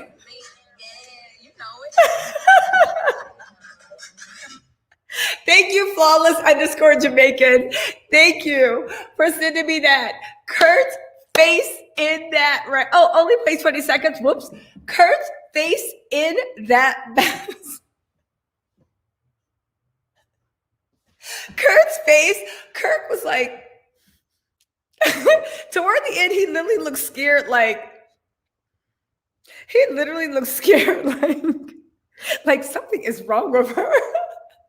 All right, anyone that wants to be a mod, make sure you DM me. I already had Misty winners. Make sure you DM me and I'll add you guys to the mod thing. And I'll also DM you for Twitter to let you guys know when I'm going live. If you want to be mods, I know my lives are so long doing Lord's work, being a mod. So it's fine if you guys want to come in or go off, right? Kurt does look like Kermit the Frog, doesn't he? Yo, are Kirk and Rashida still together? Are they? Because I used to feel sorry for Rashida, but then I remember what she did to a lot of people. And I was like, Rashida's not a nice person. She's just not a nice person, right? She is just not a nice. Listen, you're going to have to wait for the expose, but I'm telling you, it is juicy. Oh, then you're a Misty winners. All right, so I got Misty winners, right? It wasn't even flinch. Kurt was like, and what does somebody say when your pee's trash and you don't know it? I ride it like a cowgirl. You know, the girls can relate to this. And Kirk's like, where's Jasmine? Where is Jasmine, right? Yes. All right, Misty. Oh, Misty, you look so pretty in your Abby. I got to say, you guys are gorgeous. Wait, did I miss somebody? Oh, wait, no, I got that. Then we got India. Please an expose with Porsha before her show because the network made her a Satan and helped Porsha make Kenya look terrible, except with violence against women in the show. Yeah, that violence against women was a bad thing, right? Anybody that wants to be a mod, hit me up on Instagram and let me know what your YouTube handle is, and I'll add you as a mod, okay? I'll add you as a mod. Latoya, how you missed you? Latoya's like, Latoya's like, what did she do? What did Rashida do? And I'm like, Latoya, you missed the whole thing. Oh my God, you missed the whole thing, Latoya. She's like, what did she do? I'm confused. All right, so does anybody have any more questions about the interview, or is that good? Are we good? You will. Yeah, I think, listen, I really, really, really want to get to Ghana as soon as they seriously open borders. Because I think like right now you can go, but they want you to have a 14-day quarantine. As soon as they remove the 14-day quarantine and I can just go visit, I can't wait to go to Ghana. Accra. Is it Accra? Accra, Ghana. I've heard so many amazing, beautiful things about Accra, Ghana. I really honestly can't wait to go, right? Has Rashida been, if you get arrested, how come he gets his green card? How come he gets his green card? Well, so here's the thing. If you get arrested and you're not a citizen, you have to serve your jail time in America, and then you get deported back to your country. You then have to come back to America, but there has to be certain conditions. You have to be married to an American citizen for a certain amount of years, and you have to have 2 kids with them too. They have all these conditions to prove that you can come back, but they don't let you come back. If you are a citizen, they may. No, if you're a citizen, you don't get deported. You just get sent to jail, right? And then when you get out, because you have all the full rights of an American citizen. So that's what happens with that. The Simon green card thing, I don't know if I want to get involved in that, because I don't want, again, this is all for shits and giggles and kikis. I'm not trying to send cops, feds, anything to anybody's house. Again, when I said Simon was scamming, I think that Simon literally made up fake bios and inflated his wealth, but it's not a crime to lie to viewers on television. No, it is a moral crime, but it's not an actual real crime. You see what I'm saying? You see what I'm saying, right? Let's see. Tisa, contact the unapologetic nomads from Philly. They live in Rwanda currently. They give you. Oh, can they? Oh, thank you. Wait. What? Wait. Slow down. Finally, Justice reviews. Justice, DM me your stuff on Instagram or Twitter, and I'll add you as a mod. Like, I look up Lagos, Nigeria. The money is called. You can have a middle class for $100 US. For $1,200, you can live like you're balling. Listen, same in Costa Rica, same in small towns in California. The unapologetic. Listen, Tracy Delgado. Let me know, what can I apologize them for? Apologize. The unapologetic nomads, are they travel, or are you saying about Rwanda? Tell me more, Tracy Delgado. Miss Delgado. Yes, you saw a monstrosity of a video of Porsha when she was a prophet. What a fast slide down that rabbit hole. Listen, Porsha just puts on faces, and now she's trying to act like she signed up to be a mother of 5 kids, having family vacations on cramped airplanes, right? For as cramped as they are in that airplane, they might as well got it on Spirit Air. I'm not joking, as cramped as they were. Oh, thank you, Renee. Hold on, I'm trying to see what Tracy Delgado says. If she said anything else. And finally, Justice, I got you, Mama, don't worry. Finally, Justice reviews. Oh, here we go. Tisa, they are in Rwanda from Philly. Oh, okay, cool. So for travel agencies, I definitely will. The unapologetic nomad. Thank you. Thank you so much. Okay. All right. So listen, you guys, let's see. Other people's comments that have been made have come to life. Now that Porsha's in the media, her negative posts will resurface. Yo, she was like doxing people on Instagram too. It's weird, right? We all know Porsha doesn't want 5 babies. Listen, it's a lot to sign up to be a mother, especially 5 kids. And Porsha didn't think it was going to be like that, because that's straight up. You are turning into Fallon, and Porsha was not there to be Fallon, right? Listen, here's how I feel about Fallon and her. Porsha and her mom owned a daycare, but it was Porsha's name and had a signature, and the child passed, and they were sued and lost. You can look it up. True, right? Listen, the pregnancy questions about Fallon. Is she pregnant? Is she not? Listen. After her and Simon separated, it was her body. She can do what she wants. I honestly don't care if Fallon's pregnant. I don't want to speak on it because I am in the process. I do know that, what can I say? I do know that when the truth comes out, you guys will think that you know the truth, but I am 100% telling you it is just surface, and there is a plot twist that you guys aren't going to see coming. And when the truth comes out, I'm going to come with a plot twist and be like, excuse me if I can have a word. I have something to say. Everyone, I have something to say. Please believe it's going to come back, right? No, Simon's not taking photos with the cigar anymore because the PR company told him to knock it off. Simon and Porsha are trying to rebrand as the Brady Bunch. And that's the thing with PR. That's how you know PR people are talking to them. The one thing in America, whenever you get caught in a lie, whenever you do anything dumb, whenever something happens, the first thing PR people tell you is to trot your kids and wife out. So you can look like a loving and devoted husband or wife and a family person. And there is something about America and the paradigms we live in that when you see somebody with their kid, and even if they just shot up everything, you're just like, oh, they seem like a nice person. They are on a image rehab, and they're trying to move it away from Simon's finances because they know they're not there, and Porsha's figured it out, but she's filming that special. And I'm telling you, as soon as she can get away from that shit, as soon as she can get away from Simon, she's going to get, now she might stick with them so she can walk down the aisle and have a wedding special. I'm not joking. I think she would do that, right? Of course we're invited. Bravo's going to be there. I could see her walking down the aisle with them so she could have a wedding special. Let's see if the certificate is ever actually filed. But I do see her, if she wants a wedding special, walking down that aisle so she can have that moment and she can have the wedding and she can add the after party. Don't forget, Porsha is super calculating and super manipulating when it comes to her career and moving things around. Do not forget that. I do see her having a wedding special if it even gets that far, but we don't know because Simon and his mess, she might just decide it's not worth it. Because here's the thing, Bravo's only going to pay for that wedding up to so much. After that wedding's over, Bravo's only going to pay for that wedding up to so much. If she wants anything else, right? If she wants anything else, it's going to have to be, thank you, Mose Flair. People need to use their head for more than listen. If it's going to be more than what for the lavish wedding and Simon can produce, they'll break up before the wedding. Because Bravo's like, it's like Candace's wedding. Candace had a $500,000 wedding. I'm sure Bravo paid like some of the money. Candace got good deals. Candace's wedding was really, really pretty. If Porsha cannot get the wedding she wants out of Simon, she's not going to marry him. She's not. Because if that's the case, you got 5 kids, you got an old man, you're crammed up. Yeah, you're flying private, but you're crammed up and uncomfortable just like you would be if you were flying American. Where is the luxury? Where is the luxury? But y'all are just trying to look like normal. But the sad part is you guys are normal, and that's fine. But I don't know. I didn't know if you could play yourself to look that normal, okay?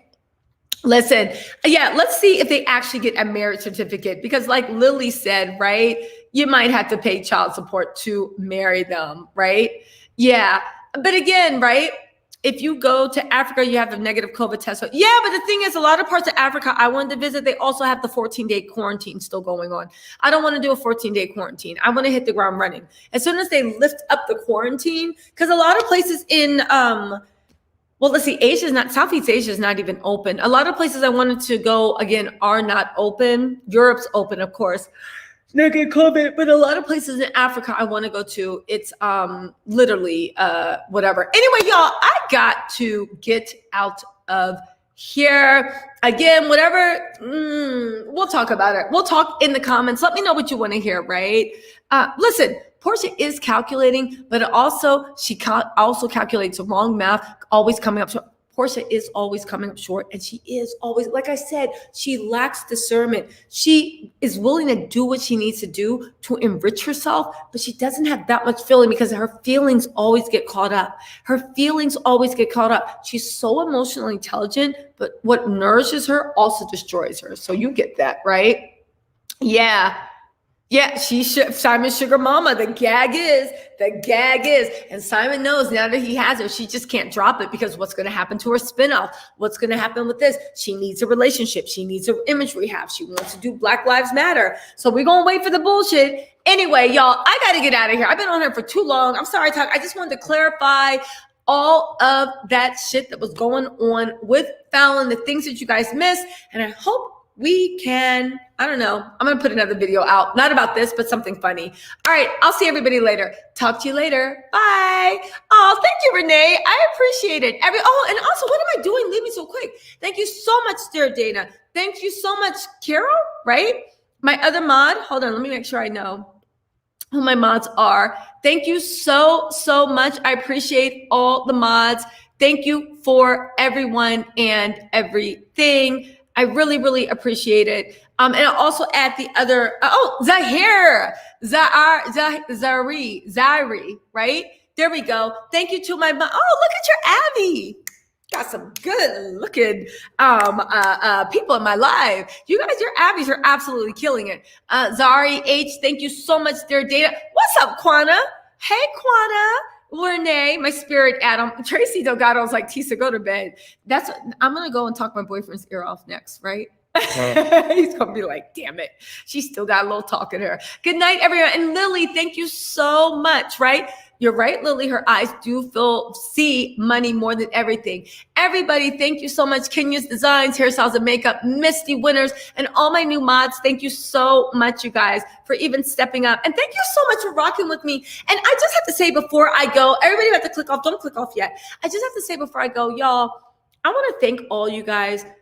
Because you guys know, I am an unknown YouTuber. I started this off for fun. I want to do this. I'm not going to lie. I have ambition. I want to do this full time. But what I started off for fun, and I was so nervous if anybody would receive it, if anybody would care. You know, when you download on YouTube and upload and you hold your breath and there's only like 37 views. And like out of my 37 views, I'll be honest with you, 36 of them was my boyfriend because he was like setting up accounts so he could like get all plays. And I'd be like, babe, I got 36 views. And he'd be like, oh, good, good, good. But he just didn't. He literally set up accounts that he didn't want me to feel bad. Anyway, enough of this.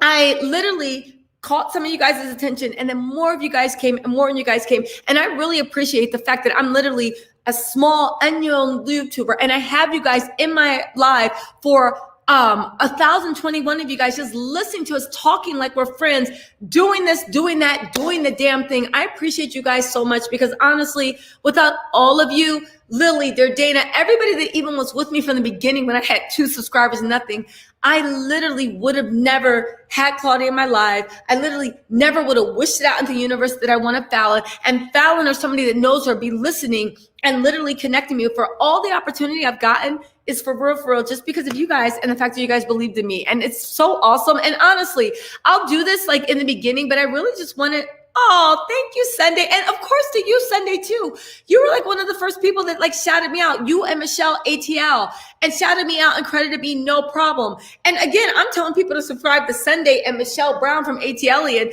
and you guys are like a billion times bigger than me. So I really appreciate all G Mason, Mrs. G Mason, Grandma Scary, Suji Chick, of course, Kwana. I really appreciate all of you guys and all of you guys for rocking with me. All right. Thank you so much. We'll do something fun. We should have a celebration live where we actually drink and do the damn thing and laugh and put some music on and joke, just to thank you guys for actually being there. It doesn't even need to be monetized. Just to thank you guys. Right? And Mystical Pisces, thank you so much too. Sunday Omni, of course, y'all check out Sunday Omni's channel. Super entertaining. She has a lot of different stuff too. Sunday Omni, I think she's actually done a TED Talk. Get into Sunday Omni. Mystical Pisces, Dare Dana, get into her too. She does beautiful mystical stuff. Yo, I'm trying to get B. B, thank you so much. Also, B's my girl that's been with me since the beginning with the tarot cards. Yo, B, and I'm gonna get back to the tarot cards next week. B, we waiting for you to start a channel so we can get some mods. Shout out to B as well. She is my OG since day one, you know. But anyway, you guys, thank you. Oh, thank you, Tina Day. It makes so much. Thank you, Tina Davis. I appreciate it. Oh, you guys are so sweet. Thank you. I really appreciate all of you guys. You guys, again, we're going to have a celebration party. Let me stop being sentimental. We're going to hook something up when I get back from vacation, and we're going to actually do the damn thing, okay? All right. Yes, you guys, please hit the like or dislike button. Also, I forgot to do that. All right, this has turned into a 3-hour live. I swear I was only going to be here for 30 minutes. Mwah. Wait, Simon posted a belated Father's Day card from his kid. Simon was in this live watching. He thinks he's trolling. I can't wait till sports. I'm waiting to see who's going to win, the Gemini or the Cancer. Because Simon, he's not like, I don't think the Geminis claim him. He's not that smart of a Gemini. He's really not. He's purely ruled by ego and like, yeah. I don't know. Geminis are ruled by ego, but they're able to suppress their emotion enough, especially their anger and their rage. You know what I'm saying? You know what I'm saying. Who just sent me a super chat? Oh, finally, Jess's Reviews. Yes, I'm going to add you as a mod. But for everybody else I forgot, don't worry. We're going to do a celebration where we actually laugh and dance and joke and get some drinks. And thank you so much, you guys, for rocking with me. I'm so annyeong.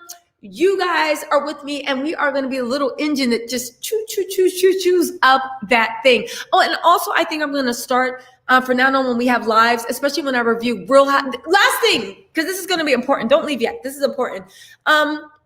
Real Housewives of Potomac, I'm going to start doing recaps, but I'm going to do them live instead of the things. I think it'll be more fun. And when I do those Real Housewives of Potomac recaps, I'm going to have my mods. I'm going to set it up that you guys can actually call in. Okay. So if you guys watch Kempire Daily, because I really, really admire the way his channel is set up and I want to use that. Yes, uplifting depression is like Gemini here. Yo, Simon doesn't act like a Gemini, but put it on a make it when they marry me. Put it on a make it when they marry me. Put it on a make it when they marry me. Put it on a nigga. She see the style. She see the face. She wanna marry me. Yeah, that's Simon doing pretty good. But listen, for now on, when I do recaps of reality TV, I'm going to do them live so you guys can call in and we can discuss and we can chop it up. And listen. As long as we keep it respectful, you can love Karen and hate Giselle and love Jizzy and hate Karen. As long as we keep it respectful, I want to chop it up with Real Housewives of Potomac and see what's going on. And we're going to also do live recaps of maybe Porsha's reality show. I don't know, right? Yes, Miss Missy winners. Of course. So y'all just be careful, and I'll make an announcement. Real Housewives of Potomac, I'll put the link in and I'll start taking moderators. Of course, my moderators, but I'll also start taking, and we'll have call-ins. You guys can call in audio or you can do video and we can chop it up and really, really discuss and kiki like we're girlfriends, okay? There you go. All right, guys, I got to talk to y'all later. I'll talk to you later, guys. Have a good night. Bye. Thank you so much again, everyone.